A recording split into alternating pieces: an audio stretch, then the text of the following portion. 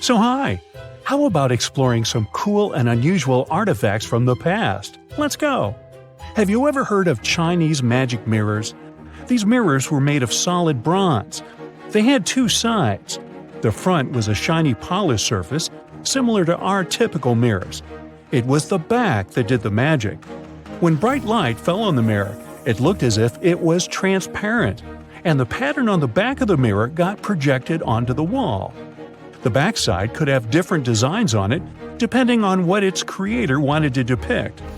Since the mirror was made out of bronze, no one expected this optical illusion to occur. These ancient artifacts date back to 2900 to 2000 BCE. They became popular in China and were produced in large numbers at the time. Eventually, their fame faded away. For centuries, the magic of these mirrors baffled both people and scientists. In the 11th century, Chinese scientist Shen Ku decided to study the mirrors. He conveniently had 3 of them. He was surprised by the ability of the metal to act as if it were transparent. He believed that some tempering techniques created surface wrinkles on the mirror to make it translucent. Yet these wrinkles were imperceptible to the human eye. It turns out he was right. Many scientists tried to decipher the open mirrors over the centuries, but remained clueless. Finally, in 1932, William Bragg discovered that Shen Ku had been right about imperceptible surface wrinkles all along. Every once in a while, people open multiple tabs in a browser and come to a point where there's no room for a new tab. Apparently, this had also been happening long before computers and the internet were invented. Meet the 16th century browser. This is a full-size book wheel. It's kind of a custom-made rotating bookshelf. Gregory Hayworth, a specialist in textual science, says that this tool has a system of epicyclic gears. That means that the book wheel has a working principle like a planetary system. One gear rotates around another. The shelves of the device maintain a constant 45-degree incline that holds the book securely as the giant wheel turns. Back then, people used the tool while writing encyclopedias and editions of classical works. In this kind of work, a person has to have many books open simultaneously so that the information from multiple sources can be gathered easily. Italian engineer Agostino Romelli is the inventor of this piece of early modern machinery. What if I tell you that sponge divers in Greece accidentally found an ancient computer? They pulled out this artifact from a shipwreck near Antikythera Island in 1901.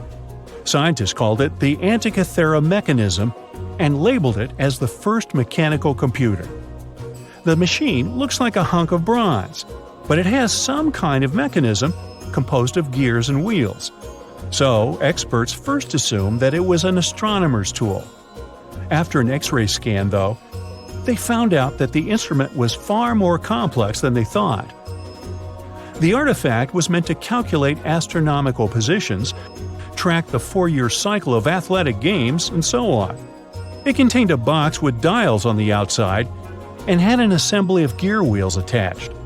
It's still unknown who built an instrument with this level of artistry 2,000 years ago and why this technology was lost.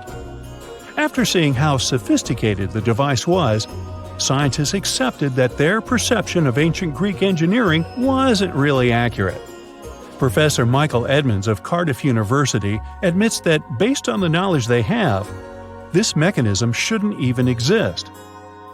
Edmonds says the machine is one of a kind and its astronomical calculations are precise. For him, the Antikythera mechanism is more valuable than the Mona Lisa. In 1929, scholars working in Topkapi Palace Museum in Turkey discovered a map. It became famous for being the oldest map showing the Americas. Perry Reese drew this detailed map on a gazelle skin in 1513. He depicted Europe, North Africa, the coast of Brazil, and several islands, such as the Azores and Canary Islands. The most exciting thing is that he created the map only 21 years after Columbus had set foot in the New World. Well, it was new to him. Perry Reese was a maritime scholar and a successful naval commander leading the Ottoman fleet. Yet, while drawing the map, he relied not only on his expertise in sailing. He created it by assembling and referring to 20 other regional maps, like the Arab map of India, 4 Portuguese maps, and the map of the western parts drawn by Columbus. Yes, the part he got from Columbus raised the heartbeat of many historians. Columbus drew a map during his 3rd voyage to the New World and sent it to Spain in 1498. It's assumed to be lost. Surprisingly, historians can now understand what Columbus noted down by looking at Perry Reese's map. Fun fact, he also drew another world map in 1528. Even though only about 1/6 of this map has survived, it's clear that it described the northwestern part of the Atlantic, the region from Venezuela to Newfoundland, and the southern tip of Greenland. The map also showed Antarctica centuries before its discovery. Historians had to rethink the chronology of history after getting this crazy information. Perry Reese described Antarctica's topography without ice in great detail. In the 1930s, workers found dozens of stone spheres in Costa Rica. Locally, they're known as bolas de piedra, literally stone balls. They were made by a civilization lost in time. What's interesting about these balls is their shape. They are perfectly spherical. How ancient people could make such precise shapes is a mystery. The spheres are of different sizes. Imagine a small one, like a tennis ball. Then put another one next to it, 7 feet in diameter. The largest spheres weighed 16 tons. Archaeologists are sure that these balls are human-made. Yet their purpose remains unclear. Some archaeologists claim that the spheres could represent the solar system or could be inspired by various stages of the sun and the moon. Others say that the stone's placement refers to the houses of chiefs.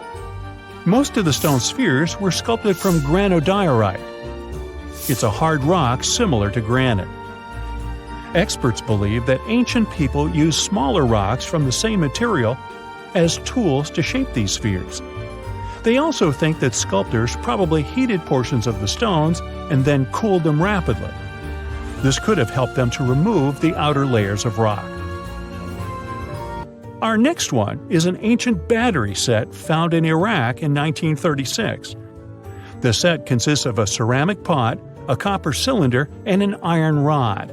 At the top, the iron rod is isolated from the copper by asphalt, and both the rod and cylinder fit inside the mouth of the jar. The copper cylinder isn't watertight, so if the pot was filled with a liquid, it would surround the iron rod as well. Archaeologists focused more on the oxidized iron rod because the vessel just needed to be filled with an acid or alkaline substance to produce an electric charge. After examining this bizarre artifact, an Austrian archaeologist hypothesized that the instrument made use of chemical reactions to generate electrical energy. That's why they likened the instrument to a battery. An ancient civilization might have used it for some kind of electrotherapy. Yet there isn't any electroplated object known from this period. So Koenig's hypothesis was rejected by many archaeologists, but nobody has proven him wrong either. The origin and purpose of the vessel remain unclear to this day. So, want to see the world's oldest art studio? In 2011, archaeologists found 100,000-year-old shells in a South African cave. Those shells were used for paint making. A coating of bright red powder on the inside of a pair of shells is the proof. Archaeologists say they found a complete kit used to produce a pigmented mixture. Now, in a different part of the cave, several paintings were displayed with little price tags on them intended for sale. Nah, just kidding. Although that big one over there would look good over my couch. You know how it goes. As the years pass, common knowledge slips away faster than you can say, "What's that thingamajig for?" Just think, our grandkids will probably be scratching their heads over the buttons on our old school phones. So it's no wonder that some ancient artifacts have got us all stumped too. Take a look at this funky object. Any guesses on what it is? A musical instrument, a toy, or maybe something out of this world? Beats me, and even the experts have no exact answer. This little guy is a Roman dodecahedron, discovered by some amateur archaeologists near Lincoln, England. It's shaped like a fist and made of a mix of metals. Now, as for what this thingy was used for, that's the million-dollar question. Supposedly, these guys were all the rage back in the day in northern Gaul and Roman Germany. According to some ancient maps, similar dodecahedrons have turned up in Europe, Britain, and even along the maritime Silk Road in Southeast Asia. The plot thickens as more and more of these dodecahedrons pop up. Some had wax inside, leading scientists to think they were candle holders. Others think they might have been used for knitting gloves, since none have been found in warmer regions. There's even one found in Geneva with zodiac signs etched on it, sparking some woo-woo theories about fortune-telling. And now a fresh discovery has got everyone's head spinning. Could this be some kind of sacred tool for the Romans? Who knows? Maybe it's the first multi-tool ever, invented way before Swiss Army knives were a thing. Carved stone balls from Scotland are another historical mystery. They most likely date back to the late Neolithic period and come in various types, from sandstone to granite. They're all roughly the same size and have intricate, evenly spaced patterns of circular bosses or knobs. Most of these designs have 6 bosses, but the number can range from 3 to 160. Some of these balls are more skillfully crafted than others, and a few even have extra decorations. There are over 400 carved stone balls and mostly found in Scotland, although some have turned up in northern England and Ireland. These stone balls rarely show signs of damage or use, and there are no clues that would give away their function. Most experts think they weren't practical tools, but had some symbolic or social importance, probably a sign of power or prestige within their communities. The Folkton drums are the 3 stone cylinders from Neolithic Britain, discovered in the late 19th century in a burial mound in East Yorkshire. Nothing similar has been found anywhere else in the British Isles from any prehistoric period. Each drum is decorated with unique designs covering the sides and domed tops. The decorations are mostly geometric, arranged in panels with stylized human faces peeking out from 2 of the drums. Recent studies of the artifacts using new technologies show that the designs had been carved and recarved over time. A team of experts also analyzed the composition of the drums, and it turns out that they were made from local chalk. In the late Bronze Age in Europe, long before coins became common, finely crafted metal objects served as portable wealth and symbols of high status. Across Europe, archaeologists have found all sorts of artifacts, from gold adornments worn by elites to large bronze cauldrons used in feasts. Beautifully decorated gold rings discovered in Wales are among these items. They're known as lock rings and may have been used to hold hair. Now they're flattened after spending nearly 3,000 years underground. They used to have cone-shaped openings at each end. They were found at different times, but were likely worn as a pair and buried together in a single hoard. Other Roman artifacts made of the copper alloy were first catalogued as lunate pendants. But during a recent re-examination, experts found that these items were actually small mortar and pestle sets, known as cosmetic grinders. They were used to grind minerals for makeup and were specifically designed for applying liner and shadows to the eyes. They were mistaken for pendants because of suspension loops that allowed them to be carried on a cord. These cosmetic sets from the 1st century of the current era were unique to Britain.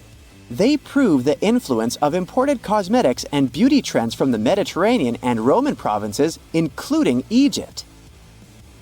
The Salzburg cube, also known as the wolf's egg iron, was discovered in the late 19th century in Austria. It doesn't really look like a cube, but is more like a rounded object with 2 flat sides. Down the middle, it has a groove, and the surface is covered with pits and craters. Workers accidentally found this artifact when they blew apart a piece of coal. The coal seam it came from is thought to be over 60 million years old. The Salzburg cube moved between museums, mysteriously vanished in the early 20th century, and then showed up again. Some researchers thought it must be a Victorian-era candlestick holder, but still, no one knows the true story of the cube or its current location. Archaeologists have unearthed an incredible historical find in Pakistan, an ancient sphinx estimated to be around 12,500 years old. The region where it was found was once a busy center of the ancient Indus Valley civilization. It had advanced urban planning, intricate art, and sophisticated drainage systems. The discovery of the ancient Sphinx is a good example of their progressive art.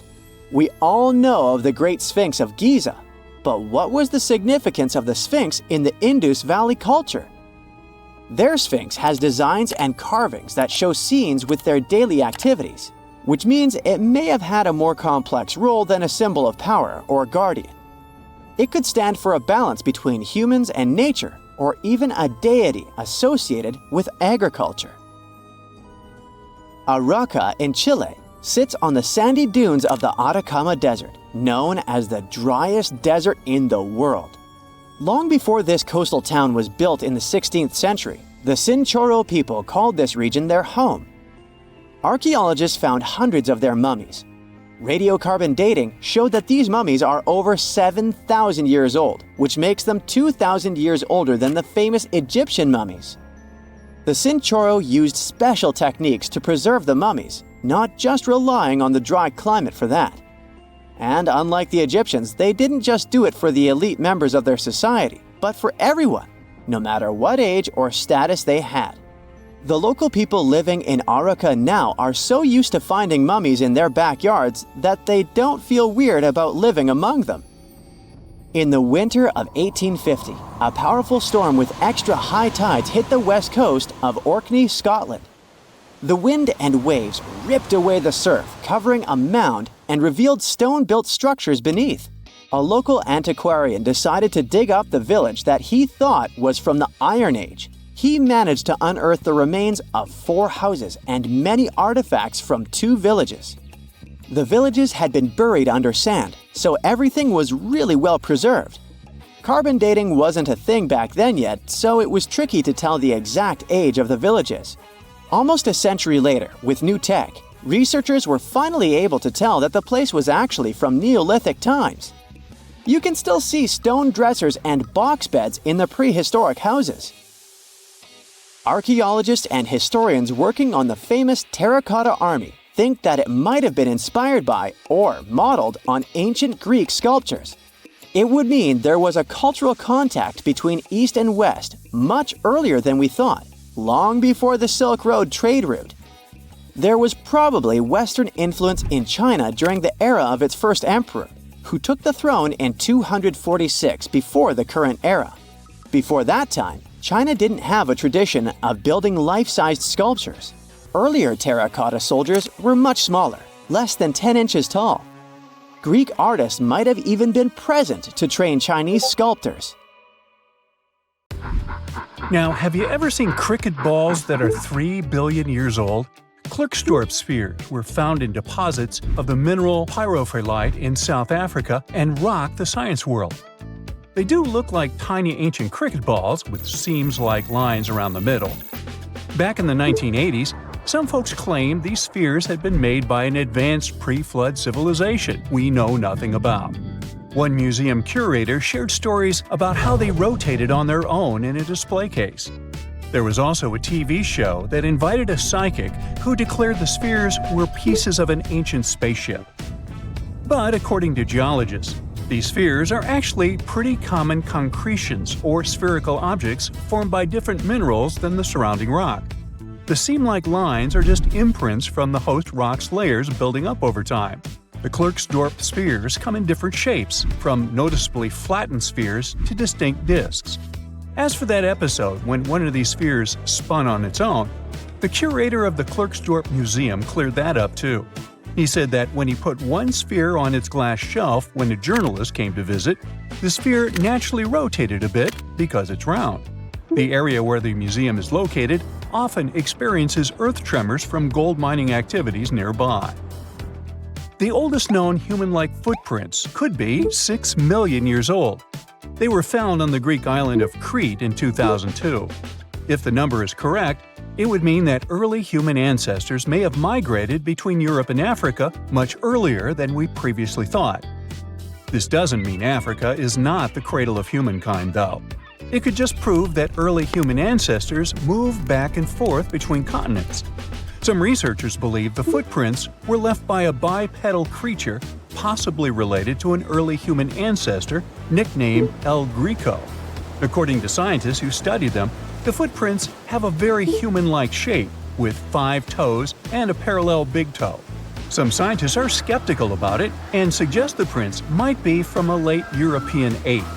The new study analyzed fossilized marine microorganisms found in the sedimentary rocks to determine the footprint's age and prove it's actually 6 million years. The next amazing find that keeps scientists entertained is the Dorchester pot. It's a beautifully crafted metal vessel with some fancy geometric designs embossed in shiny silver. The pot was discovered in, who could have thought, Dorchester in 1852 under quite unusual circumstances. During a powerful blast, the pot broke into 2 pieces. Scientists believe it was originally embedded within a rock or boulder known as pudding stone. The rock from which the Dorchester pot emerged is dated to be around 500 million years old, so it could mean the pot itself is also that old. The current and less exciting theory suggests that the Dorchester pot is a Victorian-era candlestick holder. Such things were really trending back then, so it's not a surprise to find such fancy household item from that time. The Dorchester pot falls into the category of ooparts, or out-of-place artifacts. Those are objects that seem too advanced for the time period they're supposedly from. If we accept that the pot is 500 million years old, then whoever made it was way ahead of their times in terms of crafts and tech. One extra mystery is that the pot has an engraving of a plant that most likely disappeared from Earth over 100,000 years ago. Sounds like good proof the pot is really extra old. Now, it looks like the oldest map in Europe is a stone from 4,000 years ago. This Bronze Age slab was found in France in the year 1900 at an ancient burial ground. The carvings on the slab show in 3 dimensions the River Odey network with a fantastic accuracy of around 80% over an 18-mile stretch. There are other stone-carved maps around the world, but this one is unique because it shows a specific area to scale. Looks like the slab's carvings don't just map rivers and hills, but also settlements, barrow sites, and field systems. Archaeologists say the slab wasn't used for navigation, but rather to symbolize power. The detailed markings on the slab might have served to illustrate the domain of a local ruler, possibly a prince or king, to show their control over the territory. When the ruler lost power, the slab was likely repurposed as part of a burial vault. The unique artifact was stored in the cellar of a museum. For decades, no one even noticed until several scholars read older reports about the slab and decided to check it out. They conducted a detailed analysis using 3D techniques. Their research proved that the creators of the slab had not only etched lines into the rock, but also modified its surface to reflect the topography of the landscape with high accuracy. The Salzburg cube, also known as the Wolf's Egg Iron, was discovered in the late 19th century in Austria. Now, don't let the name mislead you. It doesn't look like a cube at all. It's more like a rounded object with 2 flat sides. Down the middle, there's a groove, and the surface is covered with pits and craters. This unique appearance is the reason why many people think it might be something out of this world. Workers accidentally found this artifact when they blew apart a piece of coal. The coal seam it came from is thought to be over 60 million years old. The Salzburg cube moved between museums, mysteriously vanished in the early 20th century, and then showed up again. A professor from Bonn University suggested it might be from a meteor, but they found no evidence of elements that you'd normally see in meteorites, like cobalt or nickel. Then researchers thought it must be a human-made object, possibly a Victorian-era candlestick holder. No one knows the true story of the cube or its current location. Yep, it disappeared again. Have you heard about the Meister print? It's a fossilized sandal print discovered in 1968, and it has sparked a lot of intrigue. There's a trilobite inside the print, which supposedly went extinct around 500 million years before humans even existed. But many historians think this age is an exaggeration. When Meister found the fossil, it was authenticated. But the scientist who did it didn't confirm it was a human sandal print. He only agreed there was a trilobite there. When another scientist visited the site, he found a 6-inch impression he believed was from a child's moccasin. But the footwear seemed to be new. So, could it be evidence of time travel? Proof that humans existed millions of years earlier than we thought? Or a sign that someone else visited early Earth? Or is it just a rock formation that looks like a sandal print? We still don't have the answers. Back in June 1936, a couple was walking along Red Creek in London, Texas. London, Texas? Yeah, when they stumbled upon something unusual. It was a piece of wood sticking out of what seemed to be an ancient rock formation. About 10 years later, their curious son decided to crack open the rock to see what was inside. And he saw a hammer, which looked surprisingly modern. Then, one unique finds enthusiast decided that the rock encasing the hammer was from the Cretaceous period. This would mean that someone dropped a 19th century hammer while dinosaurs like Triceratops were still roaming the earth. So, if this hammer was truly from the Cretaceous period, then the whole evolutionary theory would be wrong. And if the hammer was modern, it would mean the Cretaceous rock formation it came from was much younger than we thought. But the real answer was much simpler. The hammer was indeed modern, and geological processes had encased it in rock. Minerals can harden around an object in a relatively short time. So the hammer was probably dropped by a miner a century or so ago, and the rock formed around it afterwards. And no, it wasn't a Victorian-era candlestick holder either. Ladies and gentlemen, we're now witnessing an historic event, the Giant Machine Fair. Today, you'll see the biggest, the baddest, the most impressive achievements of human history. Starting with… excuse me, is it okay if I just tell you about it? Okay, thanks. The robotic dragon. You heard it right, this is a real mean green fire-breathing machine. Measuring at 50 feet in length and 11 tons in weight, this elephant-sized monster was built in July 2010 after 3 years of work. It could have conquered some medieval castles, but its actual purpose is far more peaceful. It was made to play the role of, you guessed it, the dragon in a German theater play. And it's got a proper name too. It's called Tradino, which means both tradition and innovation. What do dragons usually do in their free time? Correct, steal princesses. Well, this royalty might just prove too tough for Tradino's liking. La Princesse from Liverpool isn't your ordinary princess, because she's a multi-ton mechanical spider. As part of Liverpool's Capital of Culture event in 2008, a French company was commissioned to create a piece of art on a large scale. A year before, they'd made a huge mechanical elephant that could take up to 49 passengers for a ride.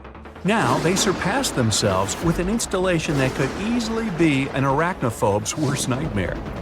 In the category of machines that can haul stuff, Balazs 75710 is the absolute leader. This monster truck from Belarus is as tall as 5 average people, and even a single wheel of this vehicle is taller than a person. Weighing 360 tons when empty, it can carry a load equal to 4 blue whales. This makes Balazs both the heaviest hauling truck ever made and the strongest vehicle by far. But for such trucks to carry their load, something needs to move the load to them first. And the best mover out there is certainly the Laterno L2350 loader. With its massive bucket on the ground, it's as long as a bowling lane and then some, and a tad taller than a giraffe. No wonder it can move over 70 tons of soil at a time. With a Balazs as a hauler, these two could make a real dream team. Still, while moving and carrying earth is nice, digging is what takes place first and foremost. Can you dig it? And nothing can match this beast's digging powers. Liebherr R9800 is one of the world's largest mining excavators. Just imagine, its weight when empty is over 800 tons. That's like a whole regiment of elephants. And its bucket can easily fit a dozen people in it. Fill it with hot water and you have a nice relaxing excavation bath. If you want to see the king of all excavators, though, look no further than Bagger 293. Built in 1995 and still used in a mine in Germany, this giant machine even found a place in Guinness World Records for the largest terrestrial vehicle on the planet. Its size is nothing short of astonishing: 2.5 soccer fields in length and 1 in height. Amazingly, it's not one of a kind. There are other, almost equally big baggers produced by the same company and used in other mines. The digging power of such a behemoth has no equal to this day. When it comes to coal digging, Germany seems to strive for the biggest machines. At least I see no other explanation for our next contender, the F-60 overburden conveyor bridge. In fact, it's a series of 5 conveyor bridges that were constructed from 1969 to 1991, but they act as a single structure. This beast is often described as the lying Eiffel Tower because of its sheer length. It's officially the longest movable machine on the planet. It's used to move the overburden from the mining site, that is, the rock and soil lying above the useful natural deposits. Now, if you pack a weight of 15 Statues of Liberty in a single machine, you'll get a crawler transporter, one of 2 massive haulers used by NASA. This monster of a vehicle has been utilized for more than half a century, carefully conveying moon rockets and space shuttles to the launch pad. Its speed is impressive too. The crawler moves at a mind-blowing 1 mile per hour, which is perfectly in tune with its name. Still, there's probably no other machine that would be able to carry 20 Boeing 777 airplanes with passengers on board without breaking a sweat. Speaking of airplanes, you could only wonder how some of them even take off, not to mention fly over great distances. The Antonov AN-225 is one example of such improbability. Take the Big Ben, put it horizontally, and you'll get the Antonov's wingspan, just shy of 300 feet. It's the world's biggest cargo airplane, and it's been in the air since 1988. At the time, it was 1.5 times larger than any plane ever made. And even though bigger planes have appeared, it still holds the size record among cargo ones. And by bigger planes, I mean, for example, this giant of an iron bird, Stratolaunch. The name comes from its purpose. This enormous aircraft, with a wingspan longer than a football field, was made to carry and launch spacecraft to the low orbit of the Earth right from the air. This project is a brainchild of Paul Allen, Microsoft's co-founder. And for all intents and purposes, it's an airplane, just a very special one. It can use a normal runway to take off and land, and it even has the engines of a Boeing 747. We continue with probably the most unusual exhibit on today's list, the Big Bike. And as simple as it sounds, this motorbike is the biggest one ever made.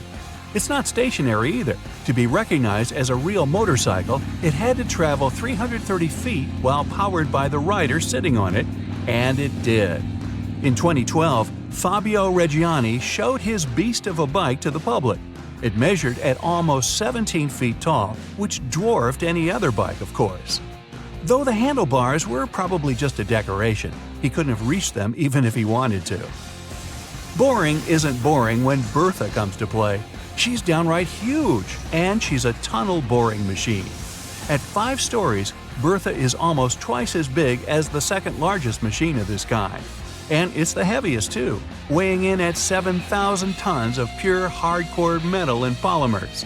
Bertha was made to bore a tunnel under Seattle, Washington, which was later to accommodate 4 lanes of road traffic. From under the ground to the open sea we go, and here we meet the largest ship ever made. Imagine the majestic Petronas Towers in Kuala Lumpur, one of the tallest buildings in the world. But if you put the Shell Prelude next to them on its stern, it'll make them look like a humble 1-story house in the countryside. It took a South Korean company 5 years to complete the construction of this mighty liquefied natural gas structure. And with the loaded weight of 800,000 tons, it's amazing it can even float at all. Before the Prelude was built, there was another monster of a ship aptly named the Seawise Giant. Its length was about 1,500 feet, enough to fit those same Petronas towers on its deck. In terms of size, it was only beaten by the F-60 conveyor bridge and the Prelude from this list. Still, it remained the champion for more than a decade. It was built in 1979, 12 years before the F-60 was completed. Now, let's look at the stars and marvel at their beauty. And to help us with that, here comes the biggest single-dish radio telescope in the world. Its name is FAST, and it's located in southern China. FAST only started working in late 2019, but it's already captured the minds of astronomers all over the world. It's one of the most sensitive contraptions on Earth, capable of detecting even the most distant signals in the universe. And let's admit, this giant dish looks absolutely dazzling. And finally, our unbeaten champion of the world. Ladies and gentlemen, please welcome with a round of applause the huge and mighty Big Hadron Collider. This is undoubtedly the biggest machine humanity has ever made, and will probably keep its first position for many years to come. The purpose of this unfathomable thing is particle acceleration, basically physics experiments at a very, very large scale. The collider is buried about 600 feet underground and goes around in a ring, and the ring's overall length is 16.8 miles. That's 2.5 times as long as the Challenger Deep in the Mariana Trench is, well, deep. It'd take you a whole day to walk around the circumference of the tunnel. But naturally, it's not designed for walking. Atomic particles fly there at speeds close to that of light, so you better duck. Meet Costello. He's a Brazilian reef octopus. But Costello isn't a regular octopus. While watching him, scientists began to suspect that he might be experiencing nightmares. When he was sleeping, he was changing colors, making some wild movements, expelling water, and even releasing ink. They decided to study Costello for a while. His behavior during sleep resembled stress and fear. The study showed that he might see vivid dreams, which are, at times, spooky. Well, as just one octopus, these cute underwater creatures are known for their intelligence and sometimes human-like behavior, so it's entirely possible that they see dreams just like we do. In Costello's case, he might be haunted by memories of tough times off the coast of the Florida Keys. Poor Costello has a rough past. He lost a tentacle to a predator before captivity, so maybe that's what he sees in his dreams. If proven true, this discovery could reshape how we perceive intelligence and awareness in both animals and humans. Well, it turns out plants can talk. Well, kind of. Scientists found out that plants actually make ultrasonic clicks when they're stressed. Imagine tomatoes and tobacco plants in a jam. They're making sounds like popping bubble wrap, but way too high for us to hear. These are called ultrasonic signals, and they might be their way of indicating stress. That would mean that plants can communicate with each other, and stressed plants prefer to be drama queens and let everybody know about their troubles. They make around 30 to 50 pops and clicks per hour. Calm and healthy plants don't do nearly as much. And not only do plants talk, but even have their own language. They make different sounds depending on whether the plant is experiencing thirst or is bothered by a snipped stem or something else.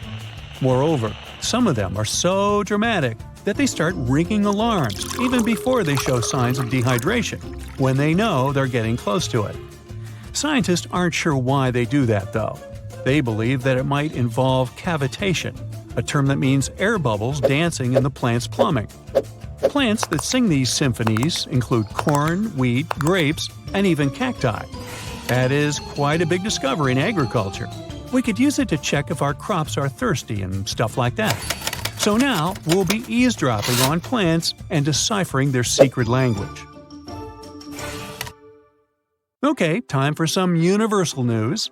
Recent studies are shaking up what we thought we knew about the universe's age.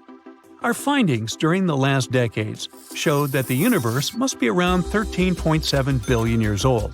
However, a new study shows that it might be almost twice as old, up to 26.7 billion years. Keep in mind that it's not proven, so for now, the official number stays the same. Scientists were using the time since the Big Bang and studying ancient stars to measure the universe's age. But some stars were playing hard to get, looking older than the universe itself. For example, the ancient star Methuselah, which is estimated to be around 14 billion years old, which would be older than our universe. Also, the James Webb Space Telescope caught galaxies looking super mature just a few hundred million years after the Big Bang. All this poses some hard puzzles for astronomers. But this new hypothesis combines the expanding universe theory with something called the tired light theory. It suggests that light loses energy as it zips across cosmic distances. Combine this with the expanding universe theory, and bam! As the universe expands, the light loses energy, so we simply can't see all the super ancient stars that are very far away from us, which is why we could make a mistake in calculating our universe's age. The new model also pushes back when galaxies started forming. It suggests that those early galaxies spotted by the Webb telescope took way longer to form than we originally thought. This study is a serious shakeup in the scientific community. If we made such a huge mistake in calculations, we'd have to rethink the very fundamental astrophysics principles. That would be a giant leap, and we'd have to make a huge makeover of almost everything. Which is why we need to be very cautious about it. So while scientists test this new theory, we just have to wait for the results. Now, these aren't the only space news. The new AI technology is already being actively used for scientific research. This time, AI is helping us to look for signs of extraterrestrial life. Researchers in SETI created machine learning algorithms that would help us sift through the cosmic noise faster and more efficiently. When you point a radio telescope at the stars, it's like turning into a celestial radio station that's full of different signals. We catch everything from pulsars to radio galaxies and earthly interference. Obviously, it would be pretty hard to identify a potential signal from extraterrestrials in all this mess. For over 60 years, scientists had to do all this manually. It was a daunting task to scan the skies and explore countless stars and radio frequencies. But now, AI came to help. The algorithms are trained to recognize and distinguish known interference patterns, like those from mobile phones and electronic devices, amidst the cosmic data. They spot anything deviating from known patterns, the potential needle in the haystack. And we've already had some breakthroughs here. The astronomers caught 8 signals that didn't fit known patterns. While not confirmed as extraterrestrial life, they show that there's a great potential for future research. Going back to animals, this time we're visiting prehistoric Earth. Imagine turtles so massive they make today's turtles look like tiny toys. Recently, scientists stumbled upon the fossilized remains of one of these giants. It's a sea-dwelling titan that cruised the European waters about 80 to 70 million years ago. The discovery was accidental. A hiker in northern Spain stumbled upon fragments of this creature near the Pyrenees Mountains. This turtle was roughly the size of a rhino, around 30 feet in length. Just to give you an idea, this creature would be about the size of an average car. It shows that extreme sizes were more common before an extinction event. The turtles we know now, of smaller, still substantial sizes, dominated afterward. But the ancient oceans were filled with giant turtles munching on mollusks and jellyfish. This discovery also challenges the idea that gigantic turtles were exclusive to North America. The existence of this turtle proves that these colossal reptiles were hanging out in European waters too. So this might be just the tip of an iceberg, and you'll want to steer around that one too. And finally, NASA's James Webb Space Telescope has made a great discovery. It detected a crucial carbon compound in space. It's called methylcation, and this tiny molecule, even if it might seem insignificant, could help us unlock the secrets of interstellar organic chemistry. Carbon is incredibly important. Carbon molecules are building blocks that construct everything from stars to planets to, well, us. It's the key ingredient for life, and scientists are eager to understand how it shaped our existence on Earth, and if it could do the same elsewhere in the universe. And methylcation plays a very important role in the creation of complex carbon-based molecules. That's why it's very cool that we discovered methylcation, even if it's very far away. NASA scientists found it in a young star system. This system is chilling about 1,350 light-years away from us, in the Orion Nebula. The star in this system, which is smaller and a bit weaker than our Sun, is bombarded by intense ultraviolet light from nearby hot, young, massive stars. You'd think such strong UV radiation would destroy complex organic molecules. But the research team believes that it might actually kickstart the formation of these carbon compounds. Maybe stronger stars and their insane radiation levels actually work as energy sources for life. They set off a chemical chain reaction, which results in complex carbon stuff like plants and animals. Seems like we found yet another puzzle piece.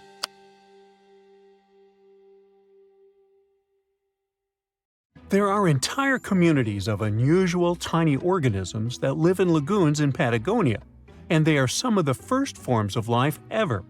No one had known about them until two scientists, Brian and Maria, went to explore certain areas in Patagonia. Now, Patagonia occupies nearly half of Argentina, and few people live there, only some farmers and sheep ranchers that mostly stay near rivers and grow things such as apples, pears, and alfalfa. A long time ago, it was a wild and distant place where Indian tribes lived. But this time, we're going to follow the tracks of life forms that appeared long before humans and look closer at these interesting microorganisms Brian and Maria found. Those two had to drive for 9 hours on some rough roads to reach their destination. They stayed in a small village. Only 35 people live there. These people depend on just one spring because it almost never rains there. On the last night in the village, Brian realized that satellite images he had taken had shown a set of lagoons that were only 10 miles away. The next day, the small team jumped into a car and went up the road as far as they could until it became too difficult to drive. They continued hiking the rest of the way. It was hard because they had to carry water to deal with the intense sunlight. In some spots, they ended up sinking up to their knees in a slush made of salt. Up there were 12 lagoons with perfectly clear waters. The place itself didn't offer much, except for very acidic and salty water and intense direct sunlight. But it was kinda like traveling back in time, because those conditions were like what Earth looked like many, many years ago. When Brian examined the lagoons, he was surprised to see many unusual microorganisms there. We call them stromatolites, and they're so small we can't even see them without a microscope. But they get together and form large communities. In the past, many unusual species lived this way. For example, cyanobacteria. They were important back in their time because they produced oxygen. Earth, in its initial stages, didn't have much of this gas in its atmosphere. The first stromatolites might have been formed by diverse types of bacteria that didn't necessarily produce any oxygen, but were just living their peaceful life there. They formed layers, piling on top of one another, so that at least some of them could get a bit of sunlight. They used sand and sticky liquids to stay close together. Brian was also incredibly surprised because those were the biggest living stromatolites he had ever seen. Living stromatolites usually grow to be over 3.3 feet high, but the newly found ones were 15 feet wide and a few feet tall, which is giant compared to those living in other places. And fossilized ones were even larger. A long time ago, they could grow bigger than today because there weren't many other species that could eat or harm them. Also, there are many other organisms today that can grow faster and more massive than them and take up their space. That's why stromatolites can only survive in rare places where hardly anything else can live, like in these very salty lagoons located high above sea level in Punta de Atacama. The stromatolites found there are the most famous ones because they might be some of the best examples of the earliest life on our planet. But they're not actually the first form of life on Earth. The oldest of their fossils are 3.5 billion years old, while some other evidence we have tells us that life on our planet appeared around 4.1 billion years ago. Maybe some stromatolites lived back then as well. But Earth has changed a lot since then, and the places where they might have lived haven't survived. Now, all this may not seem like a lot at first glance, because no one has found an exotic and weird beast our world has never seen. But these are notable examples of what searching for life somewhere else in the universe might look like. Scientists who are interested in studying Mars often come to this place, since it might be similar to what the red planet looked like an exceptionally long time ago. If there were fossils hidden in the ancient rocks on Mars, they might look like these stromatolites. Another faraway land has revealed some of its secrets. It's Antarctica, with an ancient lost world found under its ice. Antarctica hasn't always been this frosty, isolated land of snow and ice sheets. Once it used to be part of the Gondwana supercontinent, together with what is now South America, Africa, Australia, the Arabian Peninsula, and the Indian subcontinent. But at some point, it split off and went to build a life on its own. It formed as other landmasses started to move away, which created its coastline. But Antarctica was different in many other ways back then too. It used to be a land covered in magnificent forests and rivers full of life. Scientists use radar and satellites to explore a mysterious world hidden under the ice there. This ancient land, which is close to the Indian Ocean, is as big as the U.S. state of Maryland or Belgium. It's more than 14 million years old. Some studies say that this area formed over 34 million years ago, which was way before Antarctica got into its deep freeze. At first, temperatures there were higher, possibly like the weather in Patagonia or the cold, temperate rainforests of Tasmania, New Zealand, or maybe even more tropical than that. But as the climate became cooler, small glaciers started forming on hills close to the rivers. Valleys sunk deeper because of all that ice covering them. And then, temperatures dropped even lower, and a giant layer of ice covered the entire continent, hiding those old glaciers.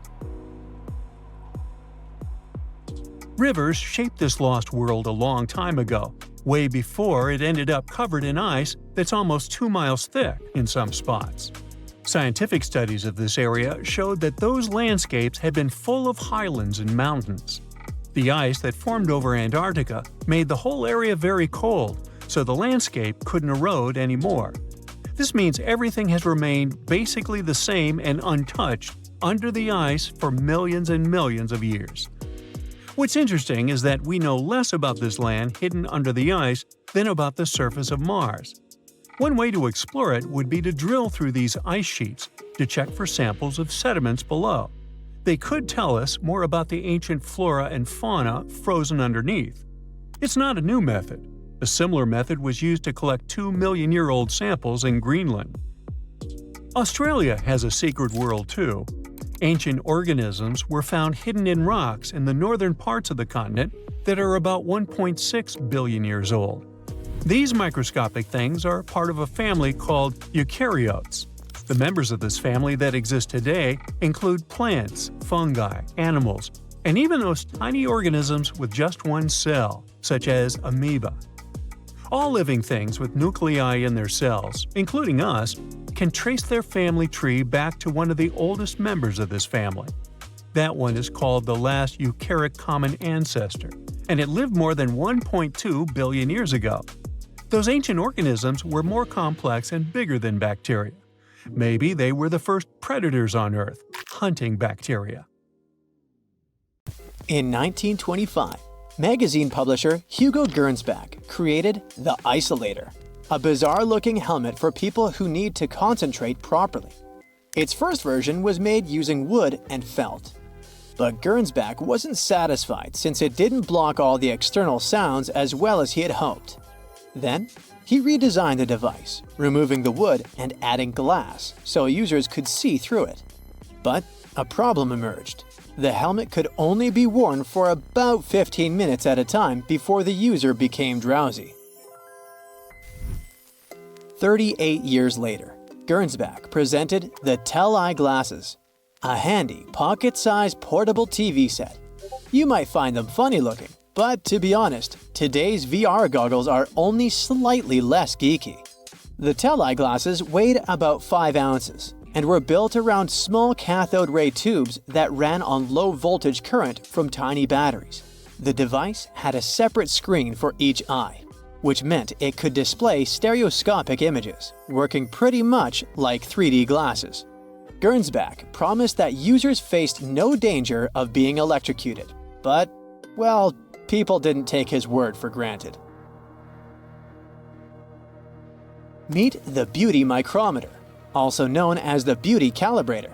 This 1930s technology definitely looks like a Clockwork Orange device, but it was actually designed to enhance people's beauty.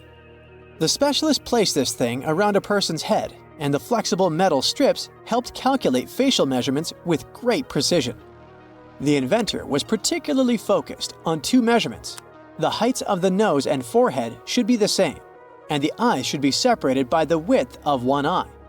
If the beauty micrometer spotted an imperfection, they suggested using makeup to correct the situation.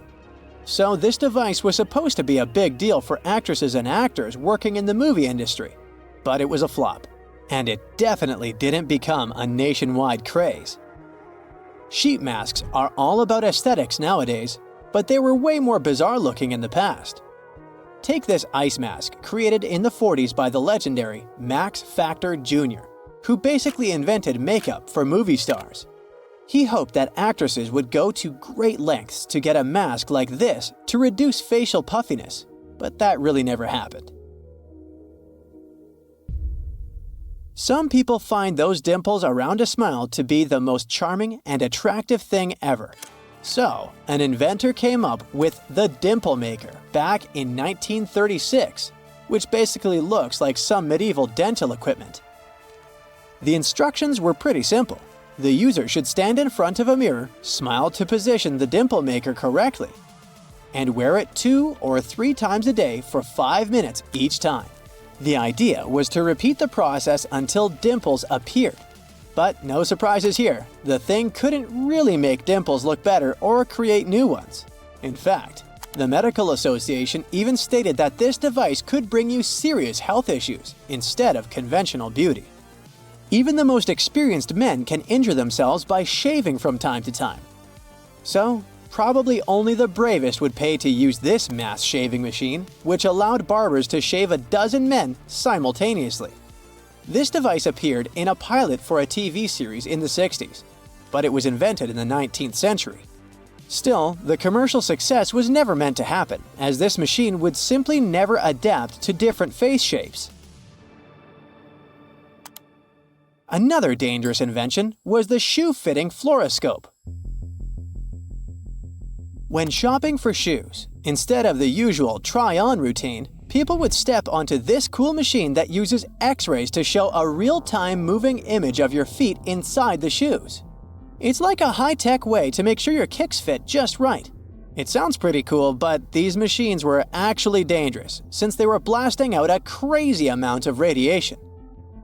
I mean, during a quick 20-second view, you'd get a dose way above safe levels. Even though the radiation was aimed at people's feet, a bunch of it would scatter around, exposing everyone nearby. So, salespeople who spent hours around these things were getting a whole year's worth of radiation in just 2 hours. There were reports of injuries, so this invention was finally banned in the 70s. If you've got 2 left feet, you can learn how to dance with YouTube videos, or call your partner to help you out by using these Siamese dancing shoes. This invention made its debut in a 1981 mail-order catalog, intending to help couples stay in sync on the dance floor. But they were more likely to have you both tripping to the ground. Let me introduce you to the auto skates, an invention dating back to the 40s. The inventor used to kickstart the motorized roller skates as if firing up a lawnmower, and they could run up to 160 miles on a single gallon. But they had a little issue with the brakes, which could, not brake at all. So, a co-pilot was necessary there.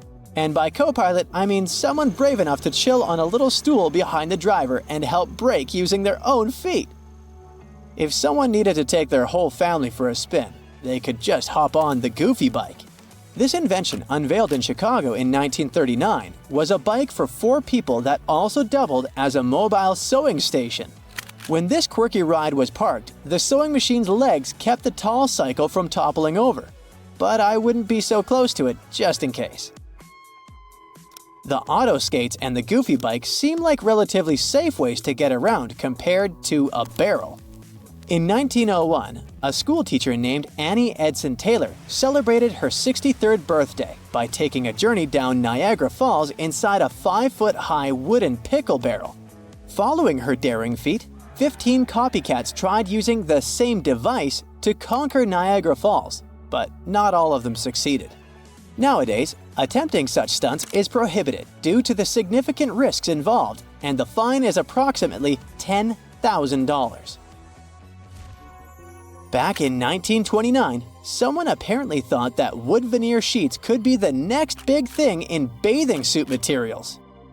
They were advertising a kind of DIY and recycling method, and one of the promotional videos featured a girl explaining how she crafted her outfit using leftover veneer from building a house. The funny thing is that they even claimed that, so far, none of the bathing suits had warped or cracked. But let's be real. The wood would need some serious waterproofing to pass the test of time. This invention didn't stick around for too long, probably because they didn't exactly win any awards for the most flattering design. About 10 years later, men were seen rocking periscope top hats in London. This clever invention gave short people a slight boost to peek over heads in large crowds. The images bounced from a mirror at the top of the hat down to another mirror right in front of the eyes through a hole in the brim. But while they seemed a great idea for parades and sporting events, they simply weren't practical in any other situation.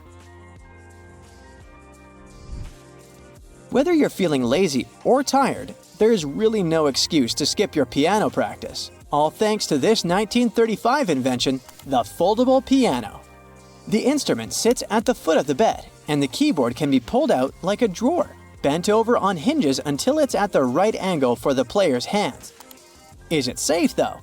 All it takes is the piano not being totally secure and bam, a disaster is about to happen. Let's say the well-being of kids wasn't exactly a top concern for the minds behind the Mercury maze. This 1978 invention was a handheld game where kids were supposed to rotate it and tilt the puzzle to guide a silver blob of mercury along a path to the center of the maze. Yes, we're referring to the toxic and health hazardous mercury in a kid's toy. What could possibly go wrong?